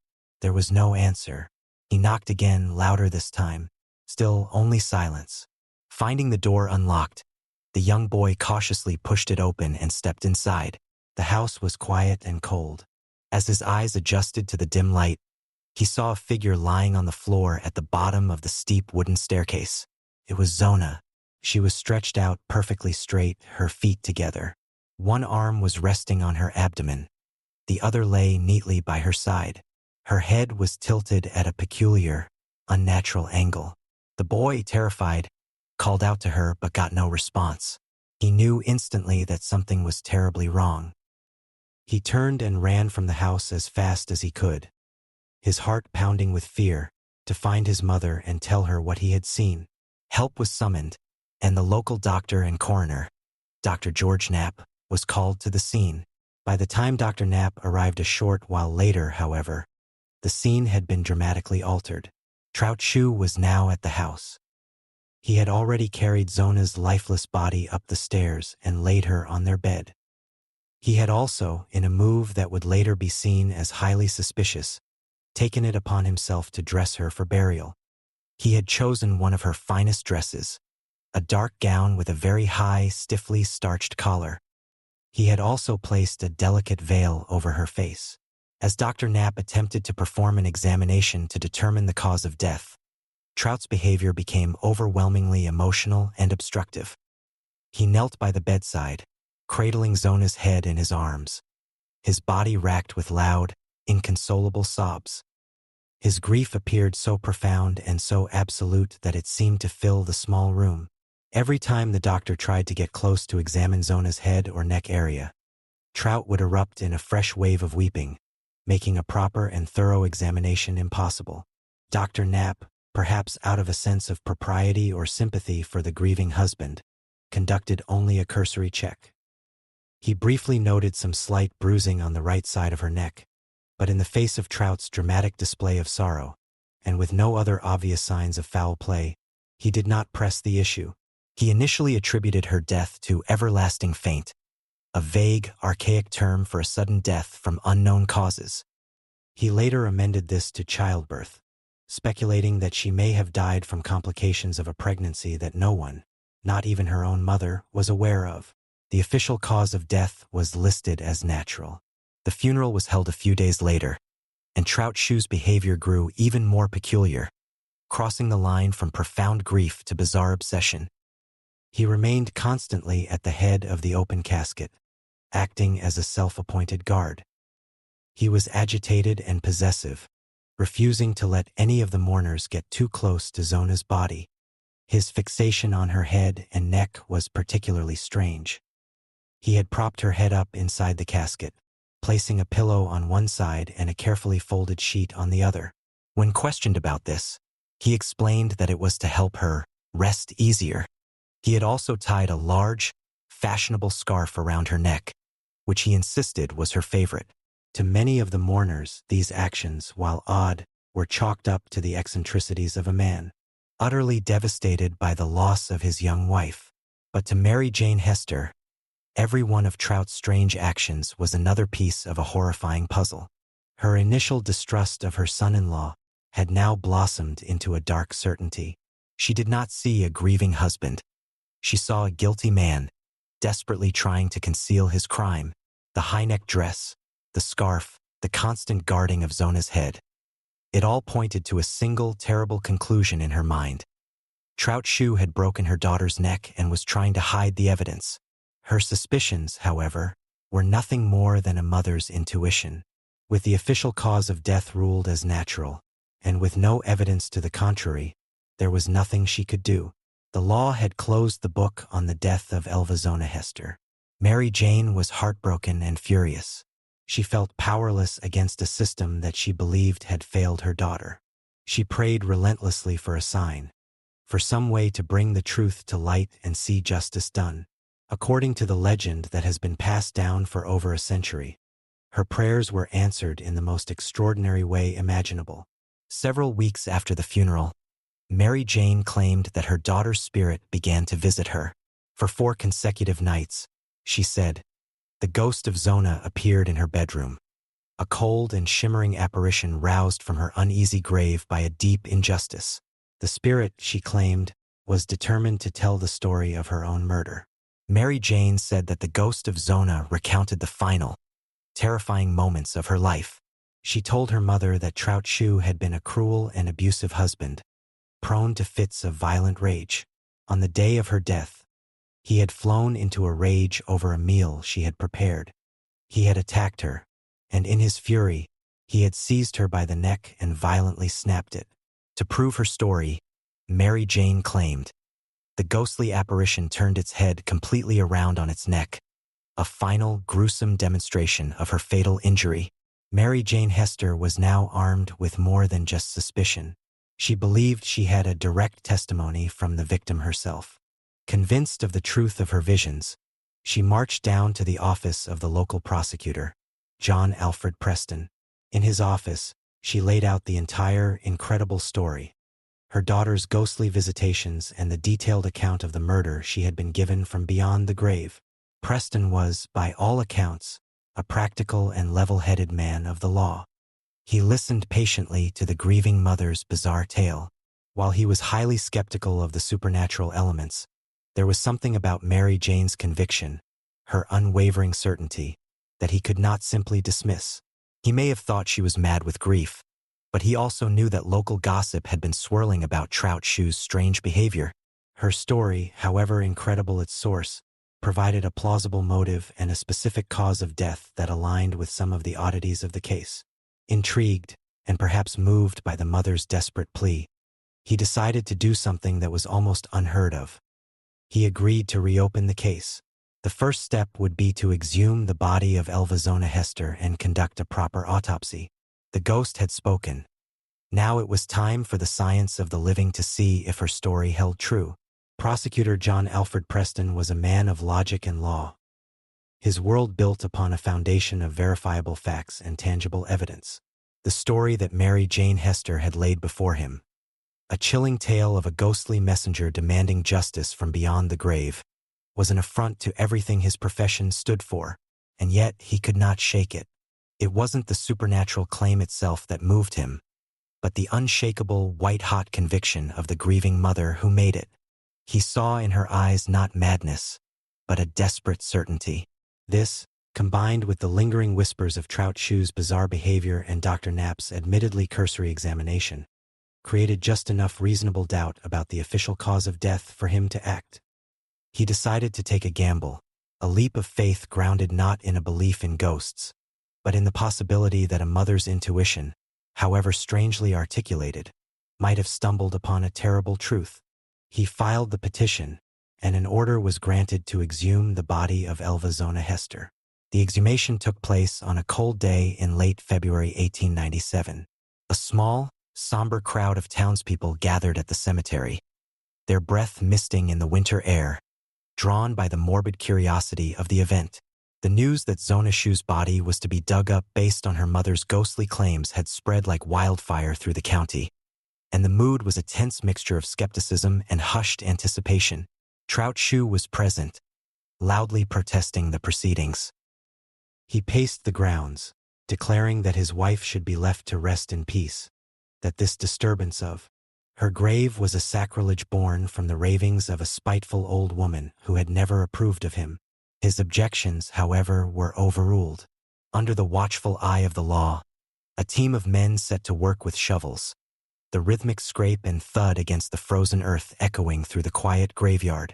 It was a grim task, unearthing the secrets that the soil had held for over a month. When the coffin was finally raised and opened, a full autopsy was performed by a team of physicians, including the now chastened Dr. Knapp. What they discovered sent a shockwave through the assembled officials. The ghost, it seemed, had told the truth. The autopsy revealed what Trout Shoe had so desperately tried to conceal with a high collar, a scarf, and his own obstructive grief. Zona's neck had been brutally and decisively broken. The vertebrae between the first and second cervical discs were dislocated, and her windpipe was crushed, a clear indication of violent strangulation. The ligaments were torn. There were also distinct finger marks bruised into the skin of her throat, marks that had been noted but dismissed by Dr. Knapp during his initial examination. The physicians concluded that she had been murdered, her death caused by manual strangulation and a broken neck. The official cause of death was immediately changed, and armed with this irrefutable scientific evidence, Prosecutor Preston had everything he needed. Trout Shoe was arrested and charged with the murder of his wife. As Shoe sat in a jail cell awaiting trial, John Preston began to dig deeper into the man's past, and the portrait that emerged was that of a classic predator hiding in plain sight. Erasmus Stribling Trout Shoe was not just a charming blacksmith. He was a man with a dark and violent history. Preston discovered that Zona had not been his first wife. He had been married before, to a woman named Allie Esteline Cutlip. Their marriage had also been brief and, according to those who knew them, volatile. Allie had died under mysterious circumstances just a few years earlier, officially from a fall. But in light of Zona's murder, her death was now cast in a sinister new light. Had she fallen or had she been pushed? The question hung in the air, a ghostly echo of a potential previous crime. Preston also learned that Shu had served time in prison for horse theft, a serious offense that further tarnished his curated image as a respectable tradesman. He was a man who had drifted from place to place, leaving behind a trail of whispers and unanswered questions.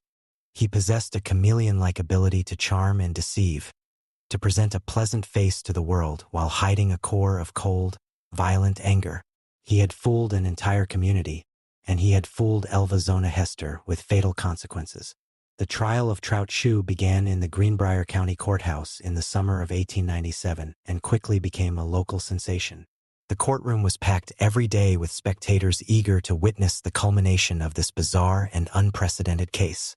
Preston knew he had a strong, if circumstantial, case based on the medical evidence alone. The autopsy proved murder. Trout's behavior at the funeral and his attempts to prevent an examination of the body demonstrated a clear consciousness of guilt. His history of violence established a pattern. Preston's strategy was to build his case on this solid ground of earthly evidence and to stay as far away from the ghost story as possible. He knew that introducing a supernatural witness would open his case to ridicule and could potentially lead to a swift dismissal. The defense, on the other hand, knew that their client was in a precarious position. The medical evidence was damning. Their only viable strategy was to attack the credibility of the investigation itself. They planned to argue that the entire case was the product of a vindictive mother-in-law's hysteria, a woman who had hated Trout from the start and had concocted an elaborate fantasy to see him punished. Their goal was to portray Mary Jane Hester as an unreliable, grief-stricken woman whose wild accusations had wrongly influenced the authorities into pursuing a baseless case against an innocent man. The climax of the trial came when Prosecutor Preston called Mary Jane Hester to the stand. He proceeded cautiously, asking her questions about her daughter, her initial suspicions of Trout, and his behavior after Zona's death. He carefully avoided any mention of spirits or visitations. He established her as a grieving mother who, driven by a powerful intuition, had simply pushed for a second look at her daughter's death. He was building a narrative of a mother's love, not a ghost's testimony. Then it was time for the cross-examination. Trout Shu's defense attorney rose, confident that he could dismantle Mary Jane's credibility and expose the entire investigation as a farce. It was here that he would make a catastrophic and legendary legal blunder. Believing he could mock her into submission, he decided to confront the ghost story head-on, to drag it into the light of the courtroom and show the jury how utterly absurd it was. "I believe you have claimed that you saw your daughter's ghost," he began, his voice dripping with condescending skepticism. He asked her to recount the story, prodding her with sarcastic questions, clearly intending to paint her as delusional. "So, let's get this straight," he might have said. "You are telling this court that for 4 nights in a row, the spirit of your dead daughter appeared to you?" Mary Jane Hester, a plain-spoken and resolute mountain woman, was completely unfazed. She looked the lawyer squarely in the eye and, with unwavering conviction, answered his questions. Yes, she said, her daughter had come to her. By opening this line of questioning, the defense attorney had unwittingly made the ghost's testimony admissible. He had opened a door that Preston had deliberately kept shut, and now he could not close it. He was legally unable to object to the detailed answers his own questions were eliciting. Freed to tell her full story under oath, Mary Jane held the courtroom spellbound.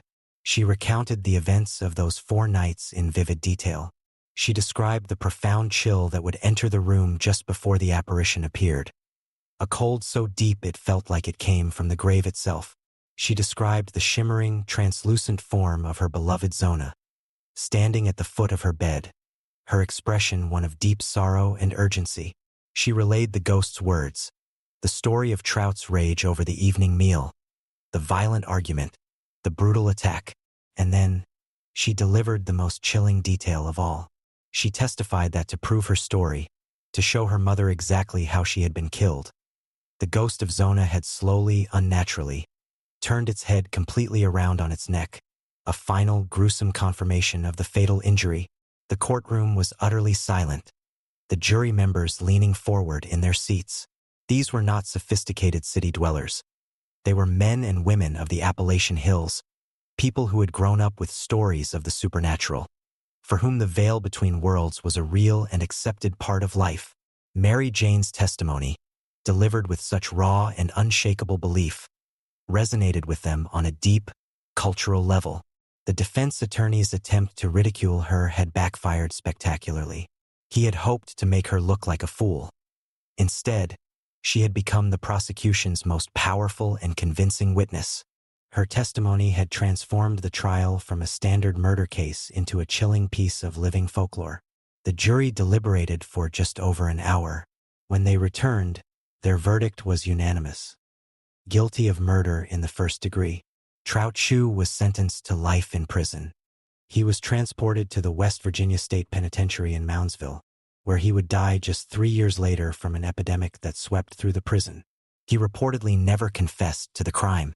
The case of the Greenbrier ghost remains a unique and celebrated footnote in the annals of American law. A historical marker stands today in Greenbrier County, commemorating the incredible story and stating plainly that the testimony of a ghost helped to convict a killer. The enduring question, of course, is what really happened. Did the spirit of Elva Zona Hester truly return from the grave to see her murderer brought to justice? For many, especially at the time, the answer was a simple and resounding yes. It was seen as a case of divine, or at least supernatural, intervention. But there is another, more terrestrial possibility, one that is perhaps just as remarkable. This theory posits that Mary Jane Hester was not a medium for the dead, but an exceptionally clever and intuitive woman who understood her community better than anyone. She knew in her heart that her son-in-law was a killer, but she had no proof. She knew that in the male-dominated world of 19th-century law enforcement, the hysterical feelings of a grieving mother would be dismissed. So, she may have fabricated the ghost story, crafting a narrative that she knew would be powerful enough to force the hand of authority in her specific cultural context. She couldn't go to the prosecutor with a hunch, but she could go to him with a message from God's own spiritual realm. If this is the case, Mary Jane Hester was not just a grieving mother.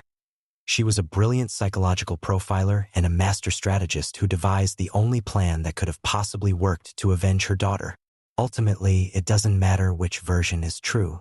Whether by a mother's fierce love and cunning, or by a spirit's demand for justice, a guilty man was punished, and a victim's story was told.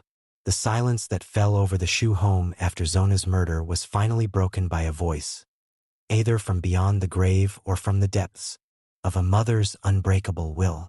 But some silences in history are never broken, leaving behind only the cold, hard fact of an absence. For our next story, we turn to a case where an entire family vanished, not from a lonely mountain, but from the side of a desolate road in the Australian outback. My sincere apologies. You are absolutely right.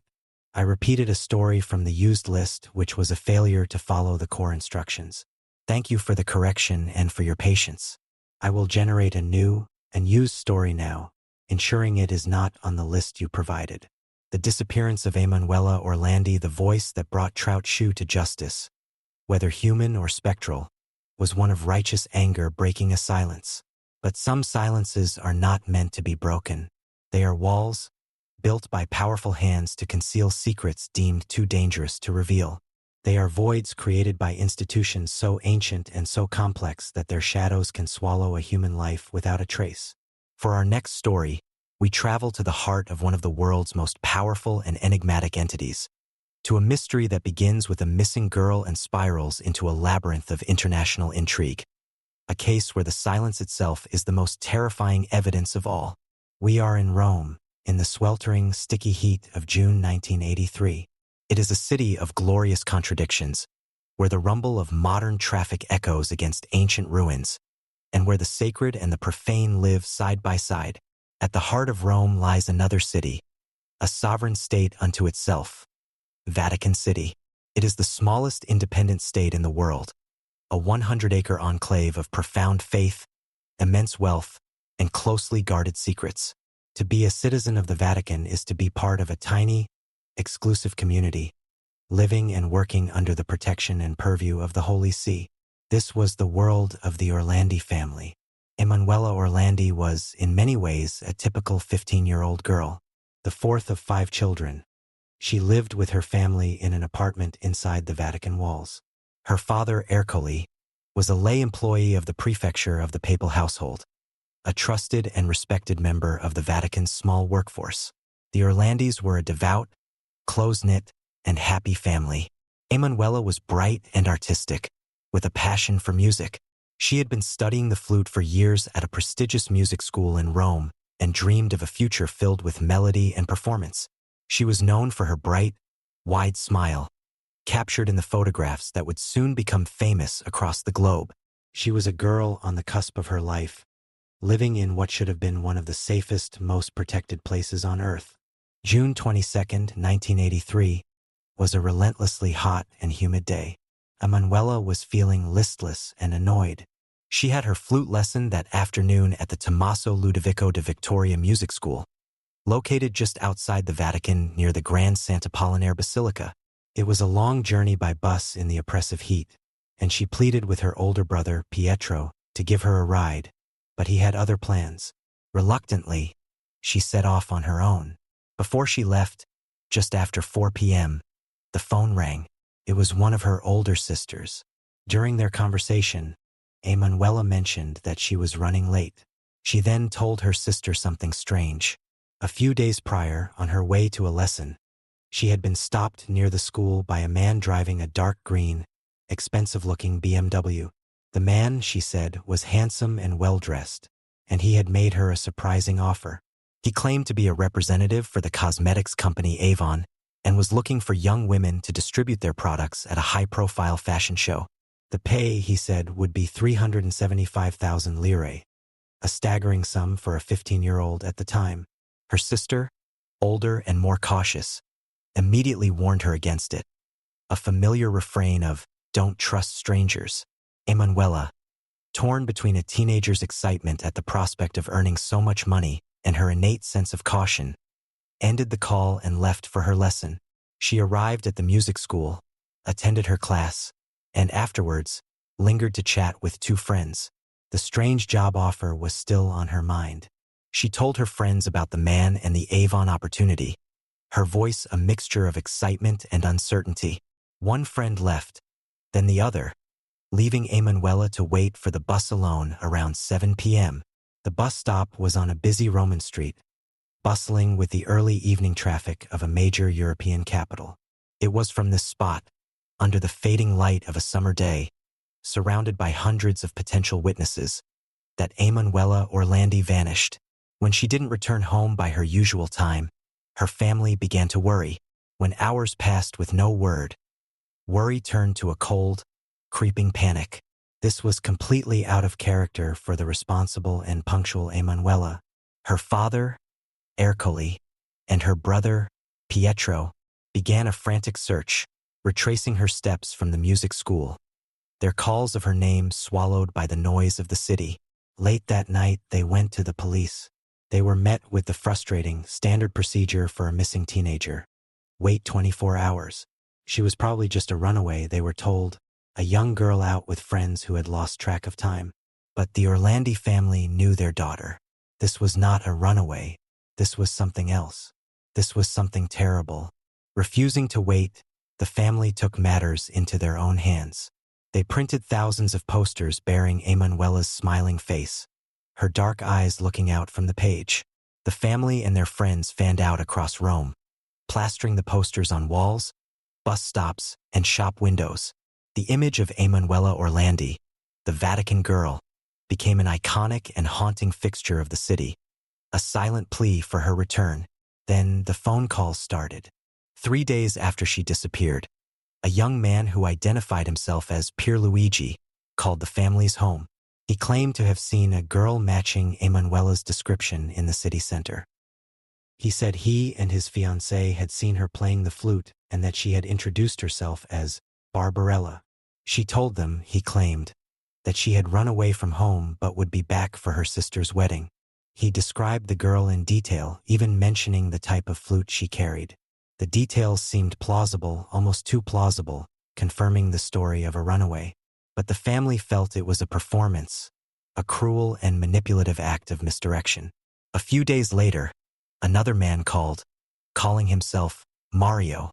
He claimed to own a bar near the Vatican and said he'd seen a girl who called herself Barbara and was selling Avon cosmetics. Again, the details were tantalizing, weaving a narrative that she had taken the mysterious job offer and run away. But these calls led nowhere, only deepening the family's anguish and confusion. Were these genuine but mistaken witnesses, or were they part of a sophisticated psychological game? The case was about to be wrenched from the realm of a local missing persons report and thrown onto the world stage. On Sunday, July 3rd, 11 days after Emanuela vanished, Pope John Paul II, a figure beloved by the Orlandi family, stepped to his balcony overlooking St. Peter's Square to deliver his weekly Angelus address. To the astonishment of the world, he spoke of Emanuela. He expressed his closeness to the Orlandi family, whose anguish he shared, and then he used a word that changed everything. He did not ask a runaway to come home. Instead, he made an appeal to those responsible for her disappearance, explicitly referring to the case as a sequestro, a kidnapping. The Pope's public statement was a bombshell. It validated the family's worst fears and instantly transformed the case into an international incident. But it also raised a terrifying question. What did the Pope and the Vatican know that the public did not? Why use the word kidnapping with such certainty when the police were still treating it as a potential runaway case? The Vatican, an institution famously guarded with its information, had just signaled that this was no ordinary crime. The answer, or at least a purported answer, came just 2 days later. The phone calls to the family started again, but now they were different. The caller was a man with a calm, cold voice and a distinct, unidentifiable accent that led the press to dub him El Americano, the American.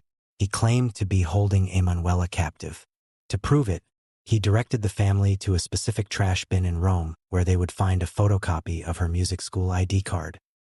He spoke with an air of authority, as if he were a functionary carrying out an order. And then he made his demand, a demand so audacious it seemed to defy belief. He stated that Emanuela Orlandi would be released only upon one condition: the release from prison of Mehmet Ali Agca. Mehmet Ali Agca was the Turkish gunman who, 2 years earlier, on May 13, 1981, had shot and nearly killed Pope John Paul II in St. Peter's Square. The assassination attempt was one of the most shocking events of the 20th century, and Agca was serving a life sentence in an Italian prison. Now, suddenly, the disappearance of a 15-year-old schoolgirl was being directly linked to him. The case had exploded, spiraling out from a family tragedy into a shadowy world of international terrorism, Cold War politics, and Vatican secrets. The American became the family's tormentor, and their only link to Emanuela. He would call news agencies and the Vatican switchboard, playing chilling recordings of a young woman's voice, crying and pleading, though it was never definitively identified as Emanuela's. He set up complex dead drops for communication, sending the family and authorities on wild goose chases across Rome. He spoke of a shadowy organization and seemed to possess an intimate knowledge of the Vatican's inner workings. He was a phantom pulling the strings, a puppet master in a geopolitical game where Emanuela was the pawn. From his prison cell, Agca himself began to speak, claiming that Emanuela's kidnapping was indeed connected to him, that it was orchestrated by the same forces who had sent him to kill the Pope, a reference to the prevailing Bulgarian connection theory, which held that the KGB had used the Bulgarian Secret Service to hire him in an attempt to destabilize Catholic Poland. The Orlandi family was now trapped. Their personal tragedy had become a public spectacle, a pawn in a global chess match they could not begin to comprehend. They were caught between the cryptic, cruel promises of a faceless kidnapper and the deafening, official silence of the Vatican, an institution they had served their entire lives. The question was no longer simply, "Where is Emanuela?" It was now a terrifying tangle of other questions. Who took her? And what devastating secret? A secret involving state intelligence agencies, international terrorists, or perhaps something hidden even deeper within the Vatican's own ancient walls, was worth the price of a young girl's life. The labyrinth had been entered, and for Emanuela Orlandi, there appeared to be no way out. The demand to free Mehmet Ali Agca plunged the disappearance of Emanuela Orlandi into the murky depths of Cold War espionage. The mysterious caller, El Americano, continued his cruel game, leading the family, the press, and international intelligence agencies on a torturous journey of false hopes and dead ends. He set a deadline for the exchange, a deadline that came and went with no resolution. Emanuela was not returned. The phone calls, once frequent and domineering, became more sporadic, and eventually, they stopped altogether. The sensational theory that had gripped the world, that a Vatican schoolgirl had been kidnapped by Soviet-backed terrorists to secure the release of the Pope's would-be assassin, simply fizzled out, leaving a profound and unnerving vacuum. The grand, geopolitical explanation had evaporated, and the Orlandi family was left with the same raw, unanswered question. Where was their daughter? As the years began to stretch into a decade, the family's anguish was compounded by a new and growing frustration, an adversary more impenetrable than any terrorist organization. The Vatican itself, the Holy See, the institution the Orlandi family had served with loyalty their entire lives, maintained a posture of public sympathy but private, resolute silence. They treated the case as a closed chapter, a tragic but external event. To the Orlandi family, this was incomprehensible. Emanuela was a Vatican citizen, kidnapped just steps from its walls. They believed the Vatican knew far more than it was letting on, that its silence was not one of ignorance, but of concealment. The family's patriarch, Ercole, would pass away in 2004, never knowing the fate of his youngest daughter. The fight for answers was taken up with relentless determination by Emanuela's older brother, Pietro, who has dedicated his life to preventing his sister's memory from being buried under the weight of institutional indifference. For over 20 years, the case lay dormant, a cold case that had become a painful piece of Roman folklore. Then, in 2005, a single anonymous phone call reignited the mystery and sent it hurtling in a terrifying new direction. The call was made to a live Italian television show discussing the case. A male voice, calm and cryptic, said, "To find the solution to the case of Emanuela Orlandi, go and see who is buried in the crypt of the Basilica of Sant'Apollinare, and check the favor that Renatino did for Cardinal Poletti." Then he hung up. The message was electrifying. Renatino was the infamous Enrico de Pitis, the charismatic and ruthless leader of the Banda della Magliana, a powerful Roman criminal organization that had held the city in its thrall during the 1970s and 80s. De Pitis had been gunned down by rival gangsters in 1990. The truly shocking part of the tip was his burial place. Common criminals are not buried in the hallowed crypts of historic basilicas. That honor is reserved for cardinals, bishops, and other high-ranking church officials. Yet, De Pitis, a notorious gangster, had been laid to rest in the very same basilica complex that housed Emanuela's music school. His interment there had been authorized by the then Vicar of Rome, Cardinal Ugo Poletti, the same cardinal mentioned in the phone call. The anonymous tip suggested a quid pro quo. A powerful gangster had done a favor for a powerful church official, and his reward was a sanctified burial plot. The horrifying implication was that the favor was the kidnapping of Emanuela Orlandi. This bombshell theory was given shocking substance by the testimony of Sabrina Minardi, De Pitis's former girlfriend. In 2008, she came forward with a story that connected all the dark threads of Roman conspiracy. She claimed that it was indeed De Pitis who had kidnapped Emanuela. She described how he had personally abducted the girl, bundled her into a car, and held her at a series of apartments around Rome. Minardi's testimony was vivid and chilling. She alleged that the kidnapping had been ordered by a high-ranking Vatican figure, Archbishop Paul Marcinkus, the controversial head of the Vatican Bank. Marcinkus and the Vatican Bank were, at the time of Emanuela's disappearance, embroiled in one of the biggest financial scandals in Italian history, centered on the collapse of the Banco Ambrosiano. The Vatican was the bank's primary shareholder, and Marcinkus was accused of using it for massive, illicit financial transactions, laundering money for, among others, the mafia. The theory, as outlined by Minardi, was that Emanuela's father, Ercole Orlandi, in his work for the prefecture of the papal household, had inadvertently stumbled upon documents that exposed the extent of this corruption. Emanuela was kidnapped not for political leverage, but as a form of blackmail, a message to her father and anyone else inside the Vatican to remain silent. The Banda della Magliana, which had its own financial ties to the Vatican Bank, acted as the muscle. Minardi's account was sensational but also deeply flawed. She was an unreliable narrator, her story changing with each retelling, her memory clouded by years of drug use. Yet, some of her details were eerily accurate, describing locations and events that seemed impossible for her to know unless she had been there. She painted a grim picture of Emanuela's fate, claiming the girl was eventually murdered and her body disposed of in a cement mixer. The Depitas theory, with its intoxicating mix of mobsters, corrupt bankers, and Vatican intrigue, dominated the investigation for years.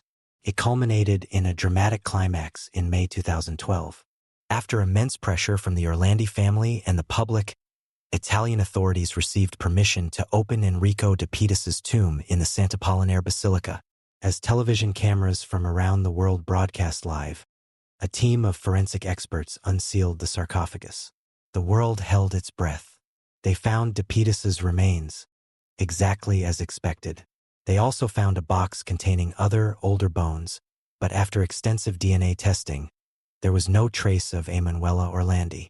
The most promising lead in decades had turned into another spectacular dead end, another closed door in the labyrinth. In the years that followed, other, even darker theories emerged. Father Gabriele Amorth, the Vatican's longtime chief exorcist, claimed shortly before his death that he believed Emanuela had been kidnapped by a satanic sex ring operating within the Vatican itself, involving members of the Vatican Gendarmerie and staff from a foreign embassy. He claimed she was taken to be a victim in sordid parties, and was later murdered. It was an explosive, horrifying allegation, but one that came with no verifiable proof beyond his own assertions. The case took another bizarre turn in 2017 with the leak of a secret 5-page dossier, allegedly stolen from a Vatican cabinet. The document, if authentic, was stunning. It appeared to be a summary of expenses incurred by the Holy See between 1983 and 1997, related to the management of citizen Emanuela Orlandi. It listed payments for medical bills, travel, and lodging in hostels in London and other European cities, suggesting the Vatican had known her whereabouts for years, secretly maintaining her in exile. The Vatican immediately and vehemently declared the document a forgery, a crude and ridiculous fake. But for the Orlandi family, it was another what if, another piece of a puzzle that refused to take shape. The most recent major development came in the summer of 2019. The Orlandi family's lawyer received an anonymous letter containing only a photo of an angel statue in the Vatican's Teutonic Cemetery and the words, "Look where the angel is pointing." The angel overlooked the tombs of two 19th-century German princesses. The family, clinging to any shred of hope, petitioned the Vatican to open the tombs. In another rare act of cooperation, the Vatican agreed. In another media frenzy, the two tombs were unsealed. The result was perhaps the most surreal twist in the entire 40-year saga. Not only were Emanuela's remains not inside, but the tombs were completely empty. The remains of the two princesses who were supposed to be buried there were gone as well. An attempt to solve one mystery had inadvertently uncovered another, older one. The disappearance of Emanuela Orlandi has become more than a cold case. It is a deep, festering wound on the Vatican's modern history. She has become a symbol of the institution's darkest secrets and its culture of silence. Her smiling face, plastered on posters and held up by her brother at countless vigils, is a permanent ghost haunting the Vatican's ancient walls. The sheer number of conflicting, powerful theories, from Cold War terrorism to mob hits to internal corruption, speaks to a truth that has been deliberately and expertly obscured. The one constant in the story is the silence of the institution at its center. That silence has become the answer. It suggests that the truth, whatever it may be, is so damaging, so catastrophic to the moral authority of the Holy See, that the life of one innocent girl and the peace of her family were deemed a necessary sacrifice to protect it. The secrets of the Vatican are protected by ancient walls and a culture of profound silence. But some secrets are protected by an entire nation's military and intelligence apparatus, hidden not in a crypt, but in the vast, empty skies of the desert. For our final story, we move from the shadows of Rome to the sun-scorched landscapes of the American Southwest, to witness an event that challenged a city's perception of reality and tested the limits of official denial. The Phoenix Lights, the night of Thursday, March 13, 1997, began like any other in Phoenix, Arizona. The sprawling desert metropolis was settling into a calm, clear evening. The sky was a deep, star-dusted black, a perfect canvas for stargazers and pilots alike. This was a state with a deep connection to the sky. It was home to numerous Air Force bases, military testing grounds, and a thriving aerospace industry. The sight of military aircraft, commercial airliners, and even experimental technology streaking across the heavens was a common, almost mundane part of daily life. But what appeared in the sky that night was unlike anything the people of Arizona had ever seen before. It was an event that would unfold over several hours, be witnessed by thousands of people across a 300-mile corridor, and become one of the most significant and well-documented mass UFO sightings in history. The first reports began trickling in around 7:30 p.m. from the northern part of the state. A man in Henderson, Nevada, reported seeing a massive, V-shaped object with 6 bright lights on its leading edge, moving silently south.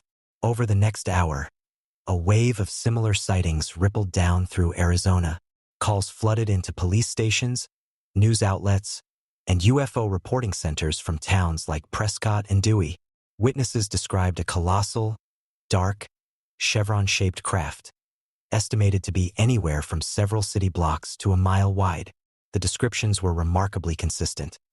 A formation of 5 to 7 amber or orange lights, moving in a perfect V formation, gliding through the sky with an unnerving, absolute silence. This was not the roar of a jet engine or the whir of helicopter blades. This was a profound, heavy silence that seemed to defy the object's immense size. One of the most compelling early sightings came from Tim Lay, a commercial pilot who was flying with his son near Prescott Valley. An experienced aviator, Lay was stunned by what he saw. He described a V-shaped object of astronomical size, so large it blotted out the stars behind it. He was adamant that it was not a conventional aircraft. This was not of this world, he would later state. He estimated its altitude to be relatively low, yet it made no sound. His professional assessment lent significant weight to the growing body of witness testimony. As the object continued its silent, southward journey, it headed directly for Arizona's most populous area, the Phoenix metropolitan area, home to over 2 million people.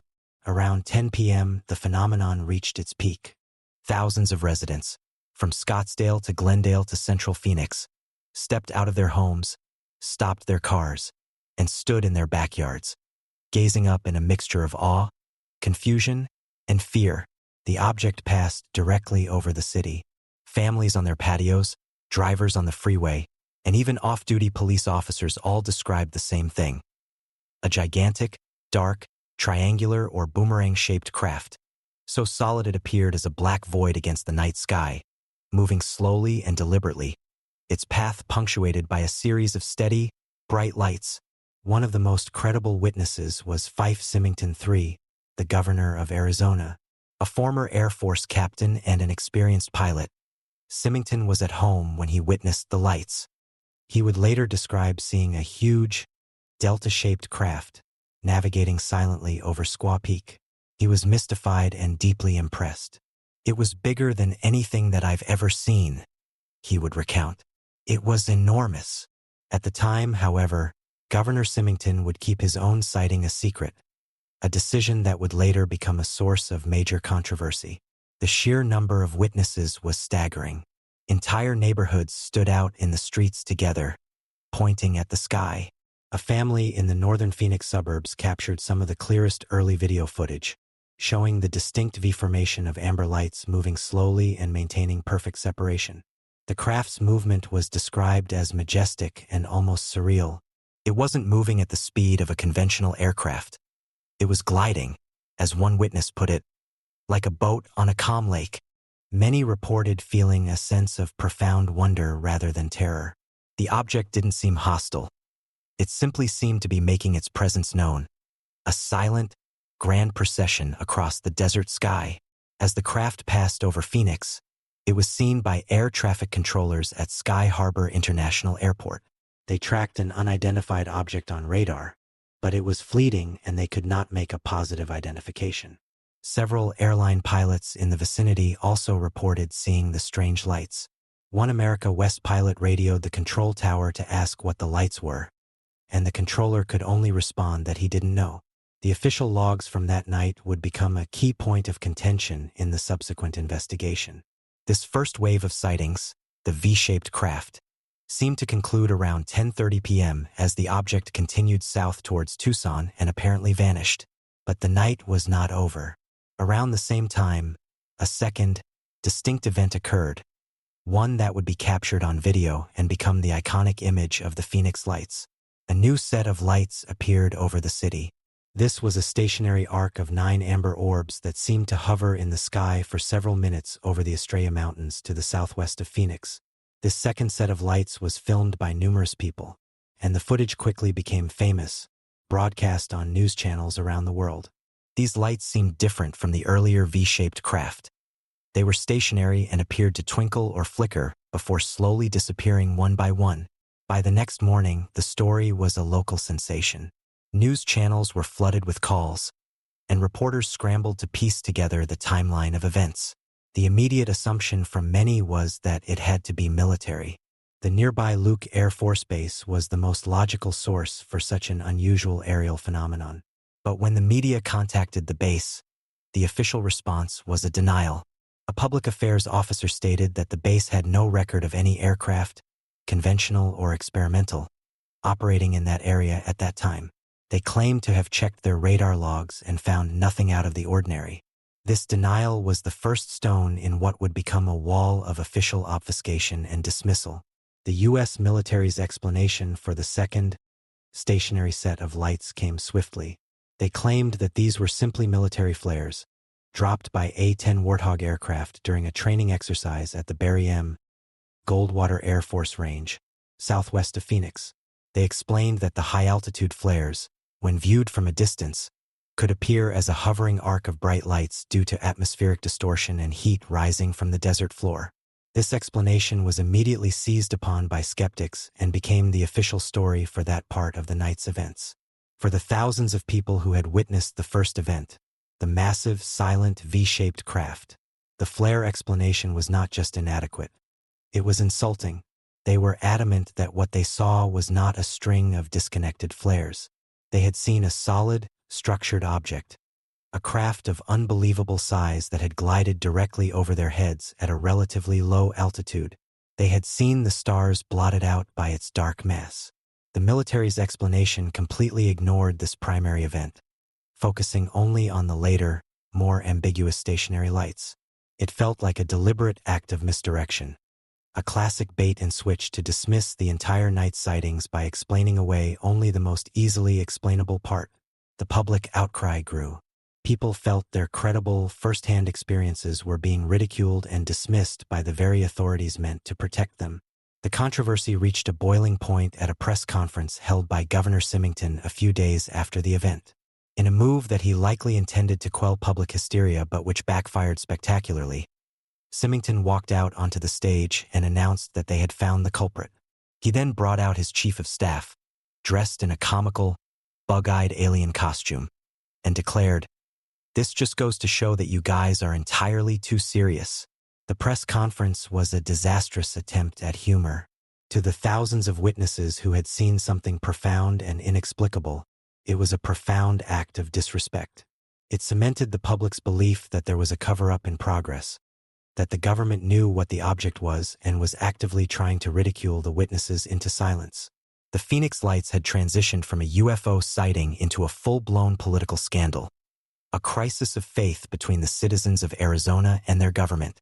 The aftermath of Governor Fife Symington's disastrous press conference was a firestorm of public anger and frustration.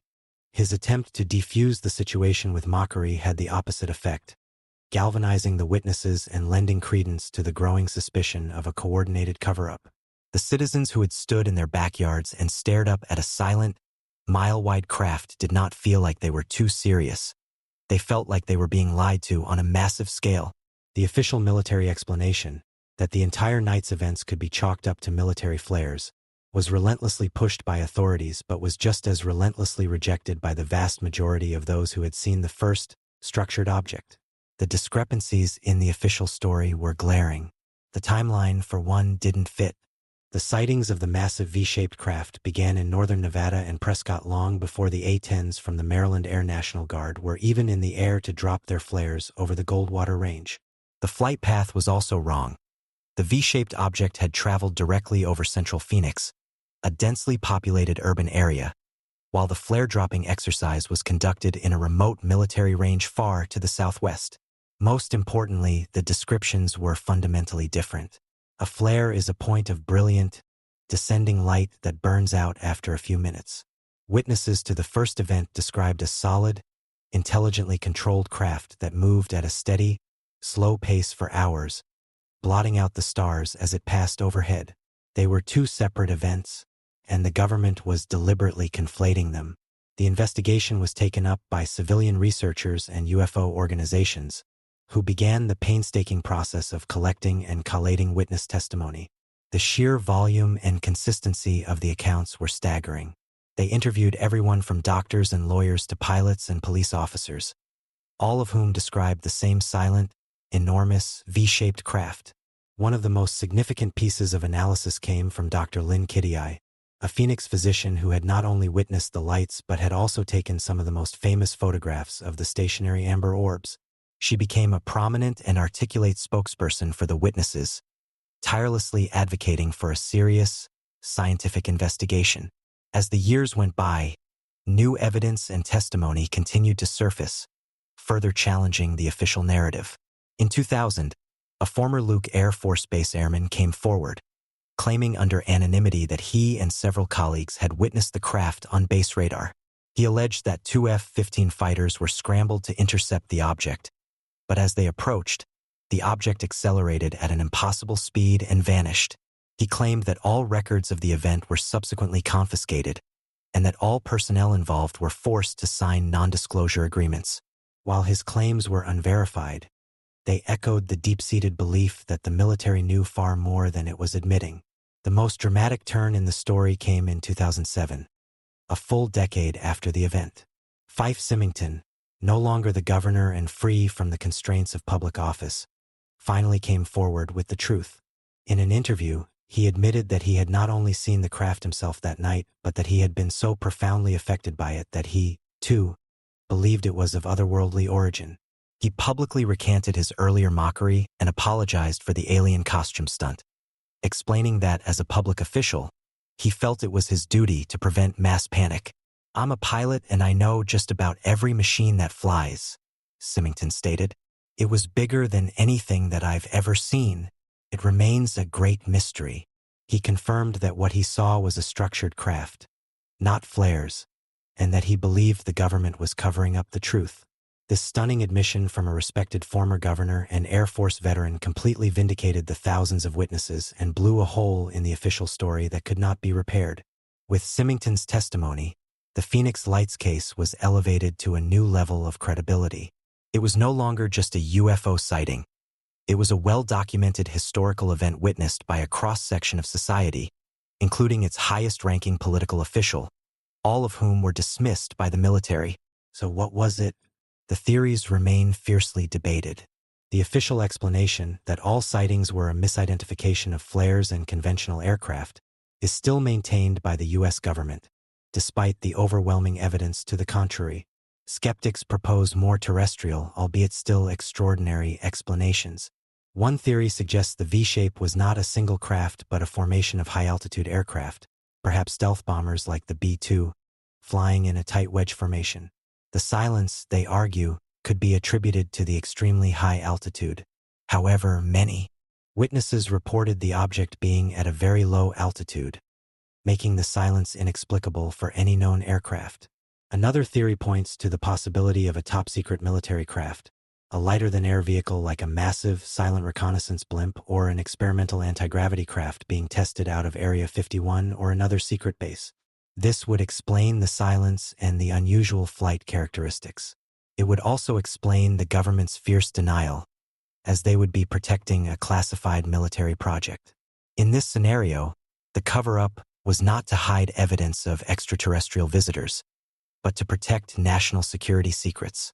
To many, this is the most plausible explanation, a middle ground between mundane misidentification and an extraordinary visitation.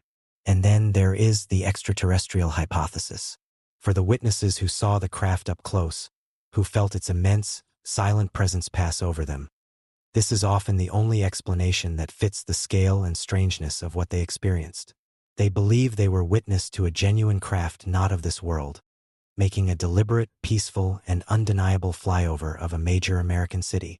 The motive for such an event remains a matter of pure speculation. Was it reconnaissance, a simple display, or a message? The Phoenix Lights event stands as a landmark case in the history of unexplained aerial phenomena. It is not a case built on a single, grainy photograph or the dubious testimony of one individual. It is built on a foundation of thousands of credible witnesses, including pilots, police, and a state governor, whose accounts were corroborated by video, photographs, and even fleeting radar returns. The event highlights a profound and unsettling disconnect between public experience and official explanation. It became a case study in how government and military institutions respond to mass sightings that challenge their control of the narrative, often resorting to dismissal and ridicule. The legacy of the Phoenix Lights is the enduring, collective memory of a community that looked up at the sky and saw the impossible. The lights may have faded from the sky on that March night in 1997, but they have never faded from the minds of those who saw them.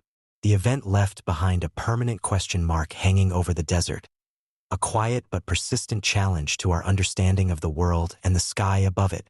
It serves as a powerful reminder that sometimes the most profound mysteries are not hidden in the dark corners of the earth, but are revealed in a brilliant, silent display for all to see.